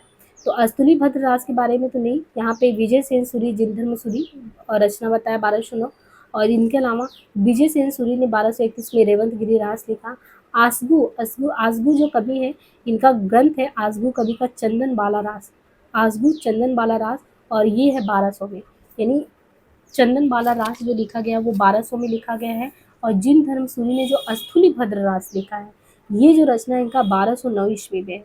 तो आसगू चंदन बाला रास 1200 ईस्वी, जिन धर्म सूरी स्थूलीभद्र रास 1209 ईस्वी, विजय सेन सूरी रेवंत गिरिरास ये है 1231 ईस्वी। दामोदर पंडित उक्त व्यक्ति प्रकरण 12वीं सदी का पूर्वार्ध में और ज्योतिरेश्वर ठाकुर वर्ण रत्नाकर ये है 1324। तो आसगू चांदन बाला रास 1200, जिन धर्मसूरी स्थूलीभद्र 1209, विजय सेन रेवंत गिरी 1231, दामोदर पंडित 12वीं सदी का पूर्वार्ध, ज्योतिरेश्वर 1324।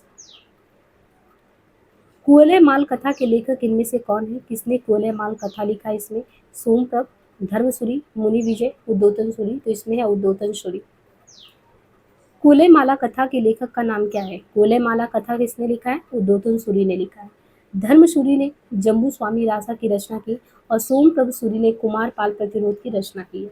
तो कुवलय माल कथा के लेखक इसमें उद्योतन सूरी हो गए और धर्मसूरी जो है कुवलय माल कथा के लेखक उद्योतन हो गए। धर्मसूरी ने जम्बू स्वामी रासा और सोमप्रभु सूरी कुमारपाल प्रतिरोध। मुनिजन विजय ने शालिभद्र सूरी रचित भारतेश्वर बाहुबली रास को हिंदी जैन रास परंपरा का आदि काव्य माना। कुवलय माल की रचना उद्योतन सूरी ने जालौर में रहकर 778 ईस्वी के आसपास की थी, जो कि प्राकृत ग्रंथ है कुवलय माला। कुश या पुंड को हिंदी का पहला कवि किस आलोचक ने माना है? तो हमने इसको सबसे पहले ही देखा था राहुल सांकृत्यायन, रामविलास शर्मा, दशरथ ओझा, शिव सिंह सेंगर। तो हमने देखा शिव सिंह सेंगर जो थे इन्होंने माना था, क्योंकि राहुल सांकृत्यायन का सरहपा आपको याद होगा डॉक्टर नगेन ने भी माना था। तो यहाँ पे अगर देखें तो पुष या पुंड को हिंदी का पहला कवि मानने वाले थे शिव सिंह सेंगर। वहीं राहुल सांकृत्यायन 7वीं सदी यानी 769 के आसपास कवि सरहपाद जिनकी दोहा कोश है। और डॉक्टर गणपति चंद ने शालिभद्र सूरी भारतेश्वर बाहुबली रास को हिंदी का पहला कवि माना। मिश्र बंधु ने गोरखनाथ को हिंदी का पहला गद्य लेखक माना।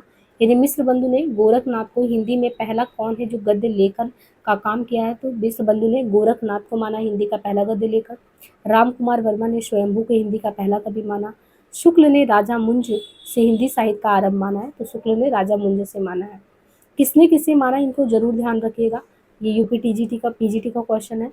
होशियाकुंड को किसने माना, तो सेंगर ने माना। राहुल सांकृत्या ने 7वीं सदी में सरापात दोहा कोश को माना। गणपति ने शालिभद्र को माना। मिश्र बंधु ने गोरखनाथ को हिंदी का पहला गद्य लेखक। राम कुमार ने स्वयंभू को माना। शुक्ल ने राजा मुंज से हिंदी साहित्य का आरंभ माना, तो शुक्ल ने माना कि जो हिंदी साहित्य का आरंभ हुआ वो कौन है, राजा मुंज है। रत्नाकर जोपम कथा, ये देखिए कथा के बारे में जिक्र किया गया था शुक्ल जी की किताब में। तो रत्नाकर जोपम कथा से आपको किसका संबंध बताया जाता है, किसके बारे में आप जानते हैं, तो वज्रयानी सिद्धों के बारे में। रत्नाकर जोपम कथा का संबंध जो है वज्रयानी सिद्धों से है। बौद्ध धर्म 2 संप्रदायों में बढ़ गया था, हीनयान शाखा और महायान शाखा। तो ये जो रत्नाकर जोपम कथा, इसका संबंध कैसे है, इसका संबंध है वज्रयानी सिद्धों से। बौद्ध धर्म 2 संप्रदायों में बढ़ गया था, हीनयान में और महायान में। हीनयान शाखा को ही वज्रयान शाखा के नाम से जाना जाता है। बौद्ध धर्म में बढ़ते हुए तांत्रिक प्रभाव के चलते बौद्ध धर्म की एक नई शाखा के रूप में वज्रयान विकसित होता है। इसमें मंत्रों एवं तांत्रिक क्रियाओं द्वारा मोक्ष प्राप्ति का विधान ढूंढा जाता है। बौद्ध धर्म की वज्रयान शाखा के कवियों द्वारा अपने धर्म का प्रचार प्रसार करने के लिए जो साहित्य जनभाषा में लिखा गया उसे सिद्ध साहित्य कहते हैं। ये है जेहाल मिस्की मकून तगाफुल दुराए नैना बनाए बतिया। इस प्रसिद्ध पंक्ति के रचनाकार कौन है, तो देखिए ये था अमीर खुसरो का। ये पंक्तियां जब हम प्रकरण 4 कर रहे थे फुटकल रचना, तो उसमें ये आया हुआ था। तो उपयुक्त पंक्तियां अमीर खुसरो की है। अमीर खुसरो को तूती ए हिंद अर्थात हिंद का तोता कहते हैं। बाकी खालिक बारी, पहेलिया, मुकरिया, 2 सूत्रीय गजल इनकी रचना है। जेहाल मिस्की मकून तगाफुल दुराए नैना, इनको आपको ध्यान रखना है। कबीर की प्रसिद्ध पंक्ति, कबीर की प्रसिद्ध पंक्ति क्या है, जब मैं था तब हरि नहीं, अब हरि है मैं नाही। रज्जब दादू दयाल के, रज्जब कौन थे, ये रज्जब थे दादू दयाल के प्रिय शिष्य। दादू दयाल के प्रिय शिष्य का नाम क्या था, रज्जब। जिस पर रज्जब ने एक दोहा भी लिखा था, दाई जैसा गुरु मिला शिष्य रजब सा जान। तो रज्जब कौन थे, दादू दयाल के प्रिय शिष्य कौन थे, दादू दयाल के प्रिय शिष्य थे रज्जब। और जिस प्रकार रज्जब ने यही लिखा था कि दाई जैसा गुरु मिला, यानी रज्जब के गुरु कौन है, दादू दयाल। तो दाई जैसा गुरु मिला शिष्य रजब सा जान। मलिक मोहम्मद जासी प्रमुख सूफी कवि जिन्होंने पद्मावत जैसे महाकाव्य की रचना की। अखरावट, आखिरी कलाम, कहरनामा, चित्ररेखा इनकी रचनाएं हैं। निर्भय भीम व्यायोग, ये बिल्कुल अलग रचना आपको लगेगा, टीजीटी में आया हुआ है। निर्भय भीम व्यायोग, ये किसकी रचना है, धनपाल धनप्रभु सूरी, रामचंद्र सूरी, राजशेखर का। तो ये निर्भय भीम व्यायोग ये किसकी रचना है, निर्भय भीम व्यायोग के लेखक है रामचंद्र सूरी। ये रचना इतना ज़्यादा प्रचलन में नहीं रहता, प्रचलन मतलब कि इतना ज़्यादा टिप पे नहीं रहने वाला है, अलग ही है। तो निर्भय भीम व्यायोग के लेखक कौन है, रामचंद्र सूरी है। यह रूपक ग्रंथ है, निर्भय भीम व्यायोग जो कि रामचंद्र सूरी ने लिखा है। ये एक प्रकार से रूपक ग्रंथ है जिसमें भीम द्वारा वनवास में बकासुर को मारने की कथा है। इसमें वनमाला नाटिका, मल्लिका और मल्लिका मकरंद प्रकरण, यदुविलास नाटक, रघुविलास नाटक रामचंद्र सूरी के अन्य रूपक ग्रंथ हैं। रामचंद्र सूरी जो थे, ये जो रामचंद्र सूरी थे जैन आचार्य थे। इनका समय 1145 ईस्वी से 1230 ईस्वी माना जाता है। इन्होंने संस्कृत में कुल 11 नाटक लिखे हैं। इनके गुरु का नाम हेमचंद्र था। तो निर्भय भीम व्यायोग रामचंद्र सूरी इसके लेखक हो गए। और ये रूपक ग्रंथ जिसमें भीम द्वारा वनवास के बारे में, बाकी वनमाला नाटिका, मल्लिका कामरन प्रकरण, यदुविलास, रघुविलास नाटक रामचंद्र सूरी के अन्य रूपक ग्रंथ हैं। और रामचंद्र सूरी कौन थे, तो रामचंद्र सूरी जैन आचार्य थे। इनका समय 1145 से 1230। इन्होंने संस्कृत में 11 नाटक लिखे। गुरु इनके हेमचंद थे। निम्नलिखित में से कौन सा नाम सिद्ध परंपरा की योगिनी के नहीं है बल्कि योगी का है, मणिभद्रपा, लक्ष्मीकरा, कनकलापा, पुतिलपा। तो आपने देखा था जब हम 84 सिद्धों के नाम गिना रहे थे, उसमें हमने कहा था कि आपने योगिनी के नाम को ध्यान रखना है। 3 लोग हैं, तो ये जो पुतिलपा है ये करके नहीं थी, बाकी मणिभद्रपा, लक्ष्मीकरा, कनकलापा हैं। तो निम्नलिखित में थे पुतिलपा जो है सिद्ध परंपरा के तहत 78वें सिद्ध थे। देखिए पुतलिपा जो थे वो सिद्ध परंपरा के तहत 78वें नंबर के सिद्ध थे जो कि योगी थे। शेष विकल्पों में जो प्रयुक्त है वो मणिभद्रपा, कनकलाबा, लक्ष्मीकरा, ये सिद्ध योगिनियों के नाम है। सिद्ध साहित्य का समय 8वीं से वही 13वीं सदी का माना जाता है। इनका संबंध बौद्ध धर्म के वज्रयानी शाखा से है। हिंदवी शब्द का प्रथम प्रयोग किस इतिहासकार ने किया है? रामचंद्र शुक्ल ने, इब्न बतूता ने, बदायूनी ने और जो है अबू सईद ने। इसमें किसने जो है प्रयोग किया है हिंदवी शब्द का? हिंदवी शब्द का प्रथम प्रयोग जो किया है वो अबू सईद ने किया है। कुछ स्थानों पर इसका सर्वप्रथम प्रयोग अमीर खुसरो 1253 से 1325 ईस्वी पहलियों को, इनकी पहली तथा मुकरियों को भी माना जाता है। वैसे हिंदवी शब्द का प्रयोग जो है प्रथम प्रयोग अबू सईद को माना जाता है। कलचुरी राजवंश की 7 नायिकाओं के नक्सिक वर्णन से संबंधित कौन सा ग्रंथ है? ये है राउरबेल। कलचुरी राजवंश की 7 नायिका, कलचुरी जो राजवंश है इनकी 7 नायिकाओं के नक्सिक वर्णन से संबंधित ग्रंथ है राउरबेल, जिनके रचनाकार कौन है? रोड़ा कवि, और ये है एक शिलान्यास कृति। इसके साथ ये चंपू काव्य भी है, अर्थात गद्य पद मिश्रित रचना है। वर्तमान में ये कृति मुंबई के प्रिंस ऑफ वेल्स संग्रहालय में है। उक्त व्यक्ति प्रकरण दामोदर शर्मा द्वारा रचित हिंदी व्याकरण का पहला ग्रंथ है। कौन सा? उक्त व्यक्ति प्रकरण जो है ये दामोदर शर्मा द्वारा रचित हिंदी व्याकरण का पहला ग्रंथ है। इसका रचनाकाल 12वीं सदी का पूर्वार्ध माना जाता है। वर्ण रत्नाकर के रचनाकार हैं ज्योतिरीश्वर ठाकुर। इनकी भाषा मैथिली है। ठाकुर मिथिला के कर्नाटक वंश के राजा हरिसिंह देव के दरबारी कवि थे। और कुवलय माल कथा के रचनाकार कौन है? तो कुवलय माल है उद्योतन शूरी की रचना। काम भाव और शरीर का सौंदर्य उनके यहाँ उत्सव रूप में है। ये किसके बारे में कहा गया कि जो काम भाव है और शरीर का सौंदर्य उनके यहाँ एक उत्सव के रूप में है? विद्यापति के संदर्भ में कहना किसका है? रामस्वरूप चतुर्वेदी का, डॉक्टर नगेन का, शुक्लका, बच्चन का। तो ये है रामस्वरूप चतुर्वेदी का कहना। रामस्वरूप चतुर्वेदी जी द्वारा हिंदी साहित्य और संवेदना का विकास पुस्तक में ये उद्धृत है। यानी काम भाव और शरीर का सौंदर्य उनके यहाँ एक उत्सव के रूप में है। विद्यापति के बारे में ये रामस्वरूप चतुर्वेदी जी ने कहा है। और रामस्वरूप चतुर्वेदी की ये अपनी रचना जो है हिंदी साहित्य और संवेदना के विकास में ये चीजें उन्होंने कही है। और विद्यापति के संदर्भ में कहे गए विद्वानों के कुछ कथन है यहाँ पे दिए गए हैं। जैसे आध्यात्मिक रंग के चश्मे आजकल बहुत सस्ते हो गए हैं, उन्हें चढ़ाकर, जैसे कुछ लोगों ने गीत गोविंद को आध्यात्मिक संकेत बताया, वैसे ही विद्यापति के इन पदों को। तो शुक्ला श्रृंगार रस के सिद्ध वाक्य कवि किसको कहा गया है? तो श्रृंगार रस के सिद्ध वाक्य कवि हजारी प्रसाद द्विवेदी को कहा गया कि श्रृंगार रस के सिद्ध वाक्य है। जाति कवि बच्चन सिंह को कहा गया है। अपभ्रंश में दोहा काव्य की परंपरा का आरंभ किस कवि ने कहा है? तो अपभ्रंश में दोहा काव्य की परंपरा की शुरुआत किसने की है? हेमचंद, धनपाल, सोमनाथ, जोइंदो। अपभ्रंश में दोहा काव्य की शुरुआत करने वाले थे जोइंदो। देखिए अपभ्रंश में अगर देखा जाए तो दोहा काव्य की परंपरा का प्रारंभ करने वाले जोइंदू थे। और परमात्म प्रकाश और योग सार इनकी प्रमुख रचनाएं हैं। तो एक तो ये हो गया कि अपभ्रंश में दोहा काव्य किसने शुरू किया है? जोइंदू।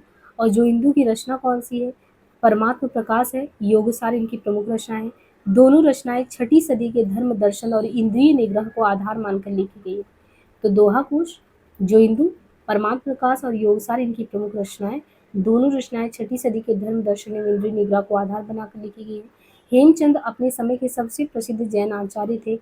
इन्हें प्राकृत का पाणिनि कहा जाता है। इनके प्रमुख ग्रंथ में कौन कौन सा है? तो शब्दानुशासन, प्राकृत व्याकरण, कुमार पालचरित, योग शास्त्र, छंदोनुशासन और देसी नाम माला कोश। धनपाल को मुंज ने सरस्वती की उपाधि दी थी। किसको? धनपाल को। धनपाल को मुंज ने क्या दिया था? धनपाल को मुंज ने सरस्वती की उपाधि दी थी। इनका ग्रंथ भविष्यत कहा 10वीं सदी है, जिसका बहुविवाह के दुष्परिणाम के साथ साध्वी और कुटिल स्त्री के अंतर को इसमें दिखाया गया है। निम्नलिखित में से किस काव्य धारा में सहज भोग मार्ग से जीव को महासुख की ओर उन्मुख किया गया है? यानी कौन सी ऐसी काव्य धारा है जिसमें सहज भोग मार्ग से जीव को कहा गया है कि वो महासुख की ओर उन्मुख हो जाए?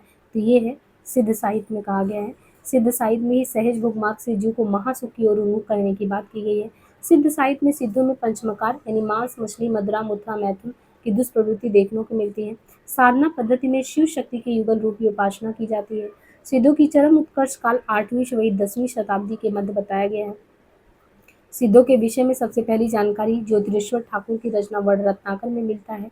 सिद्ध साहित्य की विशेषताओं में जीवन की सहजता और स्वाभाविकता में दृढ़ विश्वास, गुरु महिमा का प्रतिपादन, बाह्य आडंबर पाखंडों की कटु आलोचना, रहस्यात्मक अनुभूति, जन भाषा का प्रयोग, ये सभी आता है।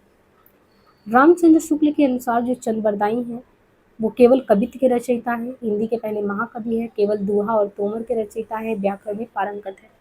तो शुक्ल जी चंद्रबरदाई को क्या मानते हैं? पहले महाकवि के तौर पे, केवल दोहा और तोमर के रचयिता मानते हैं, व्याकरण में पारंगत मानते हैं, केवल कवित्त के रचयिता मानते हैं। तो इसमें सिर्फ दूसरा सही है और व्याकरण में पारंगत, यही दो चीज़ें हैं।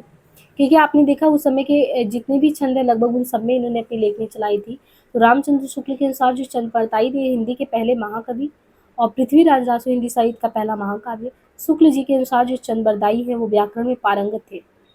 इनके अनुसार ये भी था कि चंद बरदाई जो थे वो व्याकरण में पारंगत थे और छप्पे इनका निजी छंद था। ये ध्यान रखना है आपको कि शुक्ल जी इनको एक तो पहला महाकवि, पहला महाकाव्य, व्याकरण में इनको पारंगत मानते, छप्पे इनका निजी छंद था मानते। और शिवसिंह सेंगर ने चंद बरदाई को छप्पयों का राजा कहा। छप्पे के राजा शिवसिंह सेंगर ने ही चंद बरदाई को कहा था कि ये छप्पे के राजा हैं। इनकी अधूरी कृति पृथ्वीराज रासो को इनके पुत्र जल्लड़ ने पूरा किया था। जन्म काल के अनुसार निम्नलिखित कवियों का सही क्रम लुइपा, स्वयंभू, हेमचंद, पुष्यधन।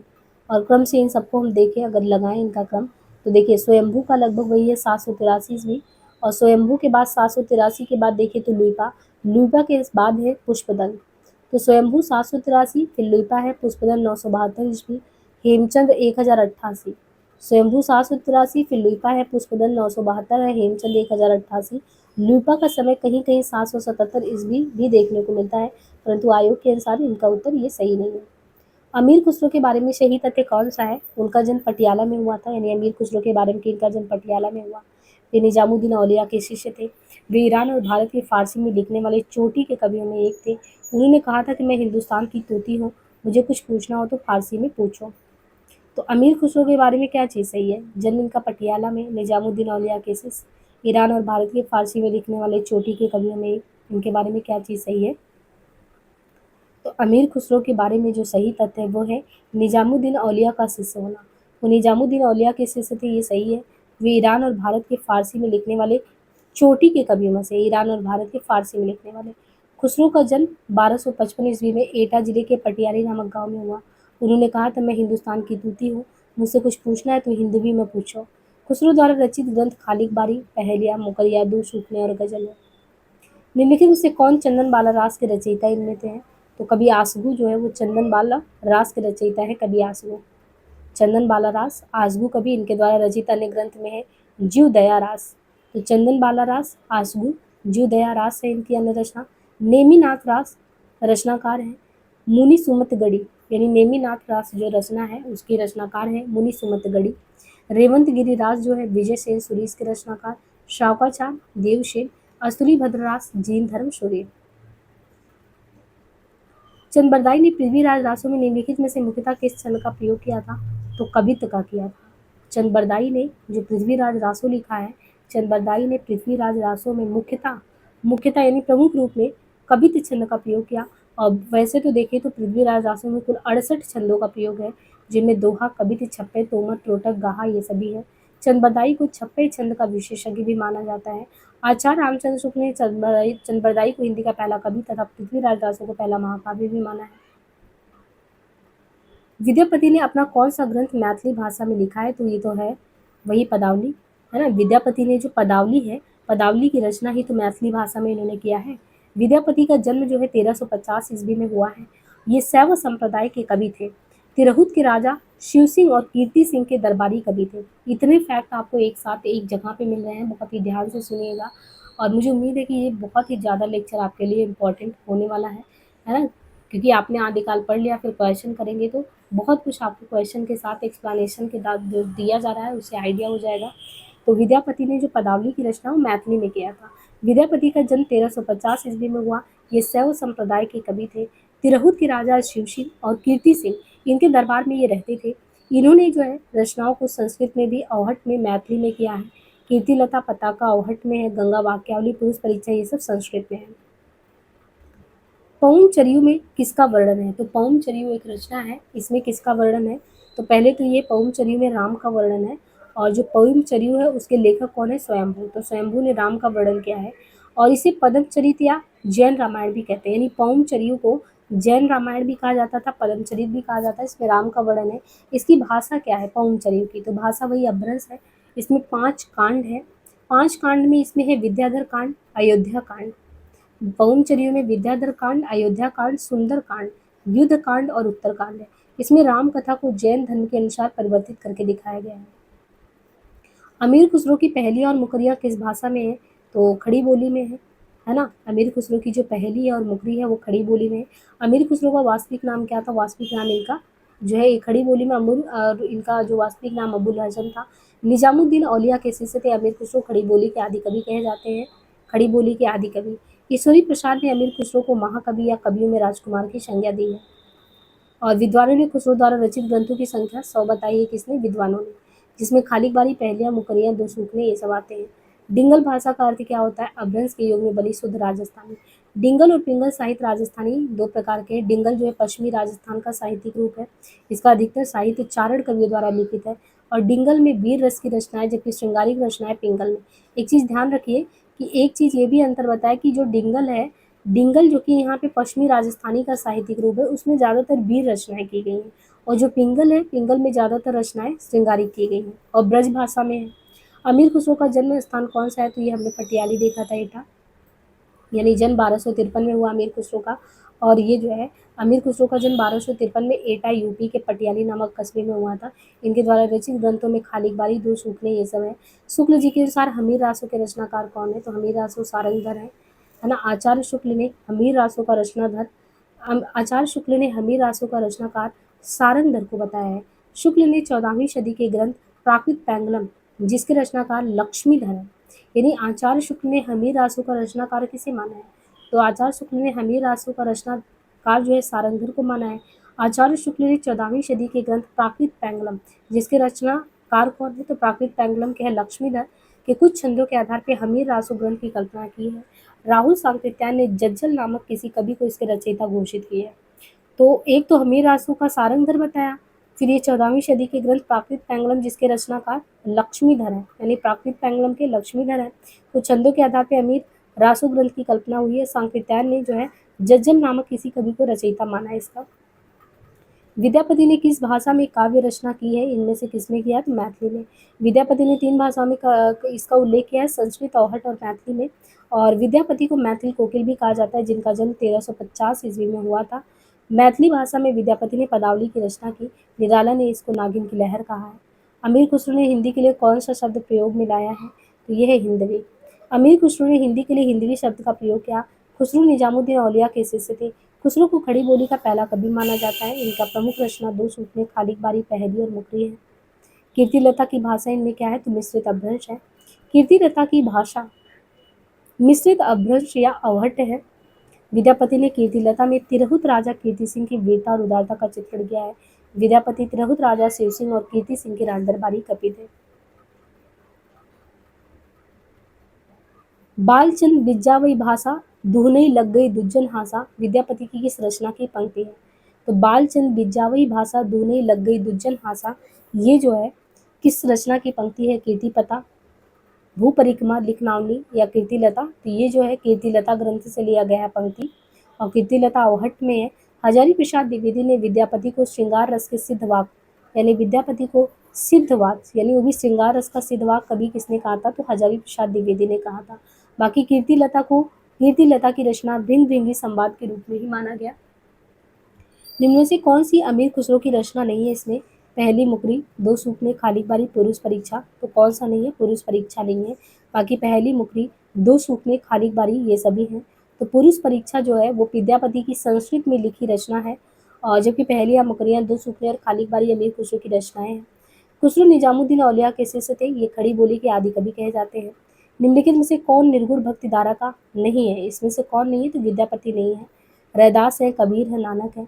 रैदास, नानक और कबीरदास निर्गुण भक्ति धारा के कवि हैं, जबकि विद्यापति आदिकालीन भक्त और श्रृंगारी कवि हैं।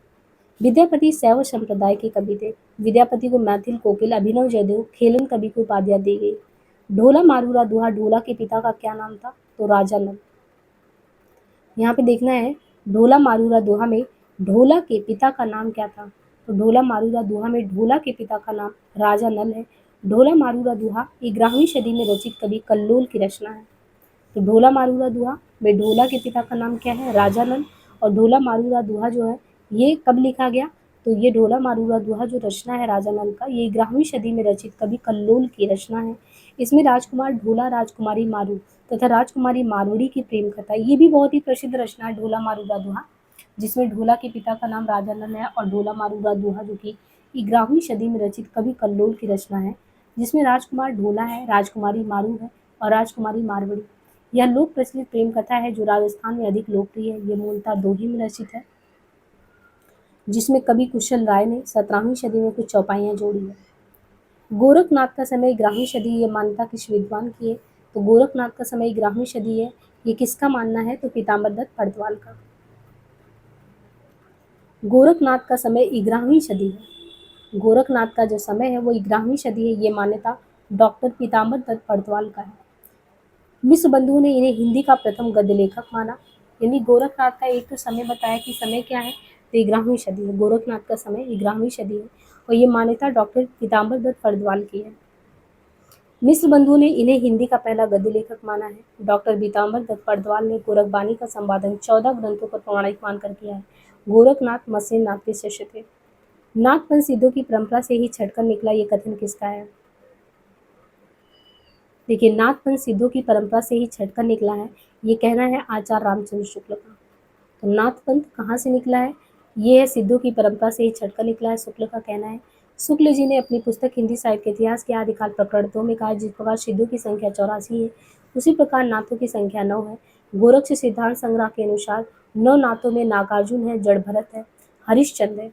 नागार्जुन, जड़ भरत, हरिश्चंद्र, सत्यनाथ, भीमनाथ, गोरक्षनाथ, चरपट, जलंधर, मलयार्जुन, इन 9 नाथों का नाम भी ध्यान रखना है जब भी आपसे पूछ ले ये कि 9 नाथों में कौन कौन है, तो नागार्जुन, जड़ भरत, हरिश्चंद्र, सत्यनाथ, भीमनाथ, गोरक्षनाथ, चरपट, जलंधर, मलयार्जुन। जो पिंगल मिश्रित भाषा की रचना कौन सी इनमें है? मुहड़ोत, नैडसी रिख्यात, पृथ्वीराज रासो, अचल दास खींची की वचनिका, बाबूजी राह दुहा। तो ये है पृथ्वीराज रासो। पिंगल मिश्रित भाषा की रचना में है पृथ्वीराज रासो इनका। पिंगल मिश्रित भाषा की रचना जो है पृथ्वीराज रासो है और शेष इसमें गलत है, यानी जो पिंगल मिश्रित करके है वो है पृथ्वीराज रासो। पृथ्वीराज रासो के रचयिता चंद्रबरदाई। पिंगल भाषा शैली का जन्म पूर्वी राजस्थान में, देखिए पश्चिम में डिंगल हुआ था, है ना, और डिंगल में बेता परक ज़्यादा रचनाएं होती थी, और पूर्वी राजस्थान में आप देखेंगे तो पूर्वी यानी पिंगल, पिंगल में ज़्यादा ब्रज की बात है। इस भाषा में चारण परंपरा के श्रेष्ठ साहित्य की रचना हुई है। राजस्थान के अनेक चारण कवियों ने इसका उल्लेख किया है। पिंगल जो है ये पूर्वी राजस्थान का साहित्यिक रूप है और इसका अधिकतर साहित्य जो है वो भाट जाति के कवियों द्वारा लिखित है। डॉक्टर चटर्जी के अनुसार अवहट्ट ही राजस्थान में पिंगल नाम से विख्यात था। देखिए, डॉक्टर चटर्जी कहते हैं कि जो अवहट्ट होता था वही राजस्थान में अवहट्ट को ही पिंगल नाम से जाना जाता था। इसके अलावा तोसी तोरी ने राजस्थान की पूर्वी भाग की भाषा को पिंगल नाम दिया है। आदिकालीन हिंदी के संबंध में उपयुक्त क्या नहीं है? संयोगात्मक की ओर ज़्यादा झुकाव है आदिकालीन में, और अंग ध्वनि का विकास है, राग ध्वनि का विकास है, संयुक्त स्वर ए का विकास है। अब यहाँ पे आदिकालीन जो हिंदी है, आदिकालीन हिंदी के संबंध में कहा गया है कि संयोगात्मक की ओर झुकाव उपयुक्त कथन नहीं है। यानी आदिकालीन अगर हिंदी उठा के देखेंगे तो आदिकालीन हिंदी में आपको ये सही नहीं है कि संयोगात्मक की ओर झुकाव है, ये कथन सही नहीं है। शेष विकल्प अन्य कथन सही है इसमें। आदिकाल हिंदी का व्याकरण 1000 से लेकर 1100 के आसपास माना जाता है, जो कि अपभ्रंश के बहुत निकट है। भाषा में काफ़ी रूप ऐसे थे जो अपभ्रंश के थे, किंतु धीरे धीरे अपभ्रंश के व्याकरणिक रूप कम होते गए और हिंदी के अपने रूप विकसित होते गए। आदिकालीन हिंदी में मुख्यतः उन्हीं ध्वनियों, स्वरों, व्यंजनों का प्रयोग मिलता है जो अपभ्रंश में प्रयुक्त होती थी, और कुछ अंतर भी थे। अपभ्रंश में अगर देखा जाए तो केवल 8 स्वर थे। अब यहाँ पे आपको बताया गया अपभ्रंश में आप उठा के देखेंगे तो केवल 8 स्वर मिलेंगे, अ आ इ उ ए ओ। ये 8 स्वर मूल रूप से थे। आदिकाली हिंदी में 2 नए स्वर ए और औ और विकसित हो गए। तो अपभ्रंश में तो टोटल 8 थे, लेकिन आदिकालीन हिंदी में ए और औ ये भी मिल गए। संयुक्त स्वर जिनका उच्चारण क्रमशः ए औ जैसे था। न र ल स व्यंजन संस्कृत, पाली, प्राकृत तथा अपभ्रंश में दंत ध्वनि थे। आदिकाल में वर्ष हो गए न्या, म्या, ला पहले संयुक्त व्यंजन थे, अब वो ना, मा, ला के महाप्राण के रूप में हो गए। कम्मान बान छुट्टही अपार, लागत लो इस सारी धार, घमसान धान से बीर से, घनसोत बहत अस रकत रेत। तो ये कम्मान बान छुट्टही अपार, लागत लोह इस सारी धार, ये जो कहा गया है ना, ये पंक्तियां जो है किसके मध्य होने वाले युद्धों का वर्णन करती हैं? तो ये है पृथ्वीराज की सेना और समुद्र शिखर की सेना के बारे में। ये आरपीएससी के क्वेश्चन है। तो ये पंक्तियां वैसे पृथ्वीराज की सेना व समुद्र शिखर की सेना के मध्य होने वाले युद्धों का वर्णन है। डॉक्टर बच्चन सिंह, यहाँ पे कहा गया है कि डॉक्टर बच्चन सिंह ने लिखा है, डॉक्टर बच्चन सिंह ने लिखा है कि यह पृथ्वीराज एक राजनीतिक महाकाव्य है। दूसरे शब्द में राजनीति की महाकाव्यात्मक त्रासदी है। बच्चन सिंह ने क्या लिखा है कि यह पृथ्वीराज रासो जो है एक राजनीतिक महाकाव्य, दूसरी शब्दों में राजनीति की महाकाव्यात्मक त्रासदी है। कैमास वध पृथ्वीराज रासो का एक महत्वपूर्ण समय सर्ग है। पृथ्वीराज रासो को चंद्रबरदाई के पुत्र जलहर ने पूरा किया। चंद्रबरदाई को छप्पे छंद का विशेषज्ञ माना जाता है। आचार्य शुक्ल ने लिखा है कि चंद्रबरदाई हिंदी के पहले महाकवि माने जाते और इनका पृथ्वीराज रासो हिंदी का पहला महाकाव्य। यह कहानी 16वीं शताब्दी के बाद की लिखी हुई है और रासो में प्रचित हुई है। पद्मावती समय के विषय में ये कथन किसका है? तो यहाँ पे देखना है कि ये कहा गया है कि जो कहानी है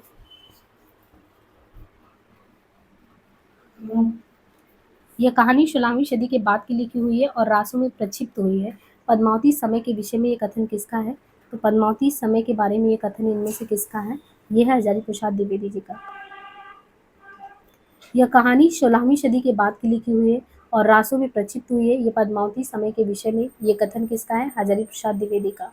आचार्य हजारी प्रसाद द्विवेदी जन चेतना के दृश्य साहित्य इतिहास के शोधकर्ता, मार्मिक विचारक, उपन्यासकार, ललित निबंधकार, संपादक तथा बहुश्रुत आचार्य के रूप में मान्य है। आचार्य हजारी प्रसाद द्विवेदी को चिन्मुखी मानवता के अन्वेषक के रूप में जाना जाता है। हजारी प्रसाद द्विवेदी की प्रमुख आलोचनात्मक रचनाओं में अगर देखें तो सूर साहित्य, इनका सूर साहित्य 1930 ईस्वी, हिंदी साहित्य की भूमिका 1940 में, कबीर 1941 में, हिंदी साहित्य का आदिकाल 1952 में, सहज साधना 1963 में, कालिदास का लालित योजना 1965 में, मध्यकालीन बोध का स्वरूप 1917 ईस्वी में। तो ये क्रम है, यानी सूर साहित्य 1930, हिंदी साहित्य की भूमिका 1940, कबीर 1941, हिंदी साहित्य का आदिकाल 1952, सहज साधना 1963, कालिदास की लालित योजना 1965 में, मध्यकालीन बोध का स्वरूप 1970 ईस्वी में। पद्मावती समय जो रासों का 20वां समय या सर्ग है, में चंद्रबरदाई ने श्रृंगार, वीर, रौद्र, बीभत्स और भयानक रसों का सजीव या यथार्थ अंकन किया है। चंद्रबरदाई द्वारा रचित पृथ्वीराज रासों में 69 समय या सर्ग है और 68 प्रकार के छंदों का प्रयोग किया गया है। तिब्बत की 84 सिद्धों की परंपरा कौन से सिद्ध से शुरू हुआ है? तो ये है लुइपा से। तिब्बत के 84 सिद्धों की परंपरा जो है ये लुइपा से आरंभ हुआ है। निम्न में से कौन आदिकाल की अंतिम चरण के सुप्रसिद्ध कवि है? यानी निम्न में से कौन इसमें आदिकाल के अंतिम चरण के सुप्रसिद्ध कवि है? वो है अमीर खुसरो। अमीर खुसरो आदिकाल के अंतिम चरण के, अमीर खुसरो जो है वो आदिकाल के अंतिम चरण के सुप्रसिद्ध कवि है। अमीर खुसरो का वास्तविक नाम अबुल हसन था। यह निजामुद्दीन औलिया के शिष्य थे। खुसरो द्वारा रचित ग्रंथों की संख्या 100 बताई गई है, जिनमें महत्वपूर्ण है खालिक बारी, पहेलियां, मुकरियां, दो सूखने गजल। ईश्वरी प्रसाद ने अमीर खुसरो को महाकवि या कवियों में राजकुमार की संज्ञा दी है। स्वयंभू 8वीं सदी अभ्रंश भाषा के महाकवि थे। इनके ग्रंथ पौम चरियु, रेठेड़मी चरियु है। इन्हें अभ्रंश का वाल्मीकि कहा जाता है। पुष्पजंत जो कि 10वीं सदी को अभ्रंश का भवभूति कहा जाता है। इनके 3 ग्रंथ हैं, महापुराण, रय कुमार चरियु और जसह चरियु। हिंदी साहित्य का पहला महाकाव्य कौन सा है? इसमें हिंदी साहित्य का प्रथम महाकाव्य कौन सा है? तो हिंदी साहित्य का प्रथम महाकाव्य है पृथ्वीराज रासो। हिंदी साहित्य का प्रथम महाकाव्य पृथ्वीराज रासो है। पृथ्वीराज रासो की रचना चंद्रबरदाई ने 18वीं सदी में की। राम कुमार वर्मा ने लिखा है कि पृथ्वीराज रासो को डिंगल साहित्य का सर्वप्रथम काव्य कहा जाता है। चंद्रबरदाई को हिंदी साहित्य का सर्वप्रथम महाकवि माना गया है। पृथ्वीराज रासो में जो है छप्पई छंदों की बहुलता है। इन छप्पइयों के कारण इस ग्रंथ की लोकप्रियता मिली। डॉक्टर गणपति चंद्र गुप्त ने अपने ग्रंथ हिंदी साहित्य का वैज्ञानिक इतिहास में शालिभद्र शुही को हिंदी का पहला कवि मानते हैं। गोरखनाथ और उनका युग, नाथ संप्रदाय, हिंदी काव्य में निर्गुण संप्रदाय, सिद्ध साहित्य। तो क्रम से अगर मिलाएं तो हिंदी काव्य में निर्गुण संप्रदाय, ये है पीताम्बर दत्त बरद्वाल का गोरखनाथ और उनका युग। तो इसमें जो रचना है गोरखनाथ और उनका युग, ये किसका है? गोरखनाथ और उनका युग रांगेय राघव का। हिंदी काव्य में निर्गुण संप्रदाय पीताम्बर का है। नाथ संप्रदाय हजारी प्रसाद द्विवेदी का है और सिद्ध साहित्य धर्मवीर भारती का है। भरत मुनि ने अभ्रंश को नाम दिया था। इनमें से भरत मुनि ने अभ्रंश को क्या नाम दिया था? तो भरत मुनि जो कि 2री 3री शताब्दी ने अभ्रंश को देश भाषा कहा। भरत मुनि जो लेखक थे, इन्होंने दूसरी तीसरी शताब्दी में अपभ्रंश को देश भाषा कहा, जबकि विद्यापति ने अपभ्रंश से भिन्न प्रचलित बोलचाल की भाषा को देश भाषा कहा। तो दो चीजें हो गई, भरत मुनि ने अपभ्रंश को क्या कहा है, देश भाषा, जबकि विद्यापति ने अपभ्रंश से भिन्न प्रचलित बोलचाल की भाषा को देश भाषा कहा है। जन्मकाल की दृष्टि से आपको यहाँ पे देखना है, तो जो चंद बरदाई है, इनका समय 1168 से 1192 ईस्वी, जगनिक है 1173 ईस्वी, अमीर खुसरो 1253 से 1325, श्रीधर 14वीं सदी। पहले चंद बरदाई का है 1168 से 1192, फिर जगनिक का है 1173, फिर अमीर खुसरो 1253 1325, श्रीधर का 14वीं सदी। इनमें से कौन सा ग्रंथ लौकिक चरित काव्य माना जाता है? कौन सा ऐसा ग्रंथ है जो ग्रंथ तो है लेकिन वो लौकिक चरित काव्य माना जाता है? इनमें से कौन से ग्रंथ को? भविष्य कहा, परमात्म प्रकाश, योगसार, पाहुड़ दोहा। इनमें से किस रचना को कहा जाता है? भविष्य कहा को। निम्नलिखित ग्रंथों में से अगर देखें तो इन ग्रंथों में से लौकिक चरित काव्य जो है, ये धनपाल के द्वारा जो भविष्य कहा लिखा गया है, तो लौकिक चरित काव्य के रूप में धनपाल का भविष्य कहा इसे कहा जाता है, जबकि जो योगसार है, परमात्म प्रकाश, इसके लेखक जोयंती हैं। तो लौकिक चरित काव्य धनपाल के द्वारा जो भविष्य कहा ये है, जबकि योगसार परमात्म प्रकाश के लेखक जोइंदू और पाउड़ दोहा के लेखक राम सिंह है। पाउड़ दोहा राम सिंह ने लिखा है। नाथ संप्रदाय के प्रवर्तक इनमें कौन थे? तो इनमें नाथ संप्रदाय के प्रवर्तक थे गोरखनाथ। नाथ संप्रदाय के प्रवर्तक थे गोरखनाथ और नाथ संप्रदाय के आराध्य शिव हैं। यह हठ योग की साधना पद्धति पर आधारित है। कुछ विद्वान नाथ संप्रदाय का संस्थापक मच्छिंद्र को मानते हैं। नाथ पंथ बौद्धों की ही वज्रयान शाखा से निकला हुआ है। नाथों की संख्या 9 मानी गई। गोरख सिद्धांत संग्रह में 9 नाथों के नाम भी दिए हैं, जो है नागार्जुन, जड़ भरत, हरिश्चंद्र, सत्यनाथ, भीमनाथ, गोरक्ष, चरपट, जलंधर और मलयार्जुन। महापुराण के रचनाकार इनमें से कौन है? तो पुष्पदंत है। देखिए महापुराण, जो कि अगर देखें तो महापुराण आदिकालीन ग्रंथ है, इसके रचनाकार है पुष्पदंत। तो महापुराण आदिकालीन ग्रंथ, इसके रचयिता कौन है? रचनाकार है महापुराण के पुष्पदंत। ये यूपी टीजीटी में आया हुआ है कि महापुराण के रचनाकार कौन है, तो महापुराण है पुष्पदंत की रचना। अन्य रचनाओं में देखें तो जैसे महापुराण के अलावा पुष्पदंत का 63 महापुरुष गुणालंकार, रुड़ाई कुमार चरियु, जसहत चरियु। 63 महापुरुष गुणालंकार को ही महापुराण कहा जाता है। महापुराण में कुल 63 महापुरुषों का जीवन चरित्र यहाँ पे वर्णित है। पुष्पदंत को अगर देखें तो हिंदी का भवभूति भी कहा जाता है। पुष्पदंत को हिंदी का भवभूति कहा जाता है। शिव सिंह सेंगर ने पुष्पदंत को भाखा की जड़ कहा है तथा हिंदी का पहला कवि भी माना है। तो महापुराण जो कि आदिकालीन ग्रंथ है, रचनाकार पुष्पदंत है। 63 महापुरुष गुणालंकार, राय कुमार चरियु, जसवंत चरियु और इनके गुणालंकार को महापुराण कहा जाता है। महापुराण में 63 महापुरुषों का जीवन चरित्र है। पुष्पदंत को हिंदी का भवभूति, शिव सिंह सेंगर ने पुष्पदंत को भाखा की जड़ तथा हिंदी का पहला कवि भी माना है। इन सिद्धों एवं नाथों में सबसे पुराने कौन है? गोरख, मच्छंदर, सरपा, कंडपा। इनमें से अगर देखें तो सबसे पुराने कौन से माने जाते हैं? तो सिद्धों एवं नाथों में सबसे पुराने, सिद्ध हो या नाथ हो, सिद्ध और नाथों में सबसे पुराने अगर हों तो कोई मच्छंदर नाथ है। सिद्धों से ही नाथ संप्रदाय की उत्पत्ति हुई थी, जिसके प्रवर्तक मसेन थे। सरापा को हिंदी का पहला कवि, जिनकी रचना दोहा कोश है, सरापा की रचना दोहा कोश है। कंडपा सिद्धों में सबसे, यानी कंडपा जो थे वो सिद्धों में सबसे श्रेष्ठ विद्वान और सबसे बड़े कवि माने जाते थे कंडपा। विशल देव रासो की नायिका का नाम क्या है इसमें से? तो विशल देव की नायिका है राजमती। ये पहले भी क्वेश्चन आ चुका है। जो विशल देव रासो उनकी नायिका कौन थी? तो उनकी नायिका है राजमती। विशल देव रासो 1155 ईस्वी एक रासो साहित्य है, जिसके रचनाकार कौन है? नरपति लाल है। ये 4 खंडों में वीर तथा श्रृंगार रस प्रधान रचना है। हिंदी में सबसे पहले जो 12 मासा ऋतु का वर्णन है तथा वीर काव्य परंपरा का पहला ग्रंथ विशल देव को माना जाता है। देखिए इसमें 12 मासा जो ऋतु है इसका भी वर्णन पहले इसी में मिलता है। आदिकालीन जो रासो साहित्य है वो प्रमुख प्रवृत्तियों से संबंधित कौन सा कथन सही नहीं है? इस साहित्य में राष्ट्र प्रेम का सुंदर चित्रण है, तो यहीं पे आप काट दीजिए। आदिकालीन वगैरह समय में कोई भी ऐसा नहीं था कि वहाँ पे जो है ये लोग राष्ट्र प्रेम की बातें करते। युद्ध का सजीव वर्णन इस साहित्य की अन्यतम विशेषता है। इसमें शौर्य और विलासिता का स्वाभाविक और जीवन चित्रण होता था, ये बात सही है। श्रृंगार रस और वीर रस का एक साथ चित्रण इसकी महत्वपूर्ण विशेषता, ये भी बात सही है। लेकिन इस साहित्य में राष्ट्र प्रेम वगैरह तो आप आधुनिक काल में देखते हैं, वहाँ पे आके होता है। और बाकी युद्धों का सजीव वर्णन, शौर्य और विलासिता, श्रृंगार रस और वीर रस का एक साथ चित्रण, अपने आश्रयदाता राजा तथा उनकी प्रेम कहानी की प्रशंसा, ये सभी चीजें होती थी। अमावस के कहते हैं कि अमावस के घरी झिलमिल चंदा, पूनम के घरी शूर, नाथ के घरी ब्यांद गरजे, बाजत अनहद तूर।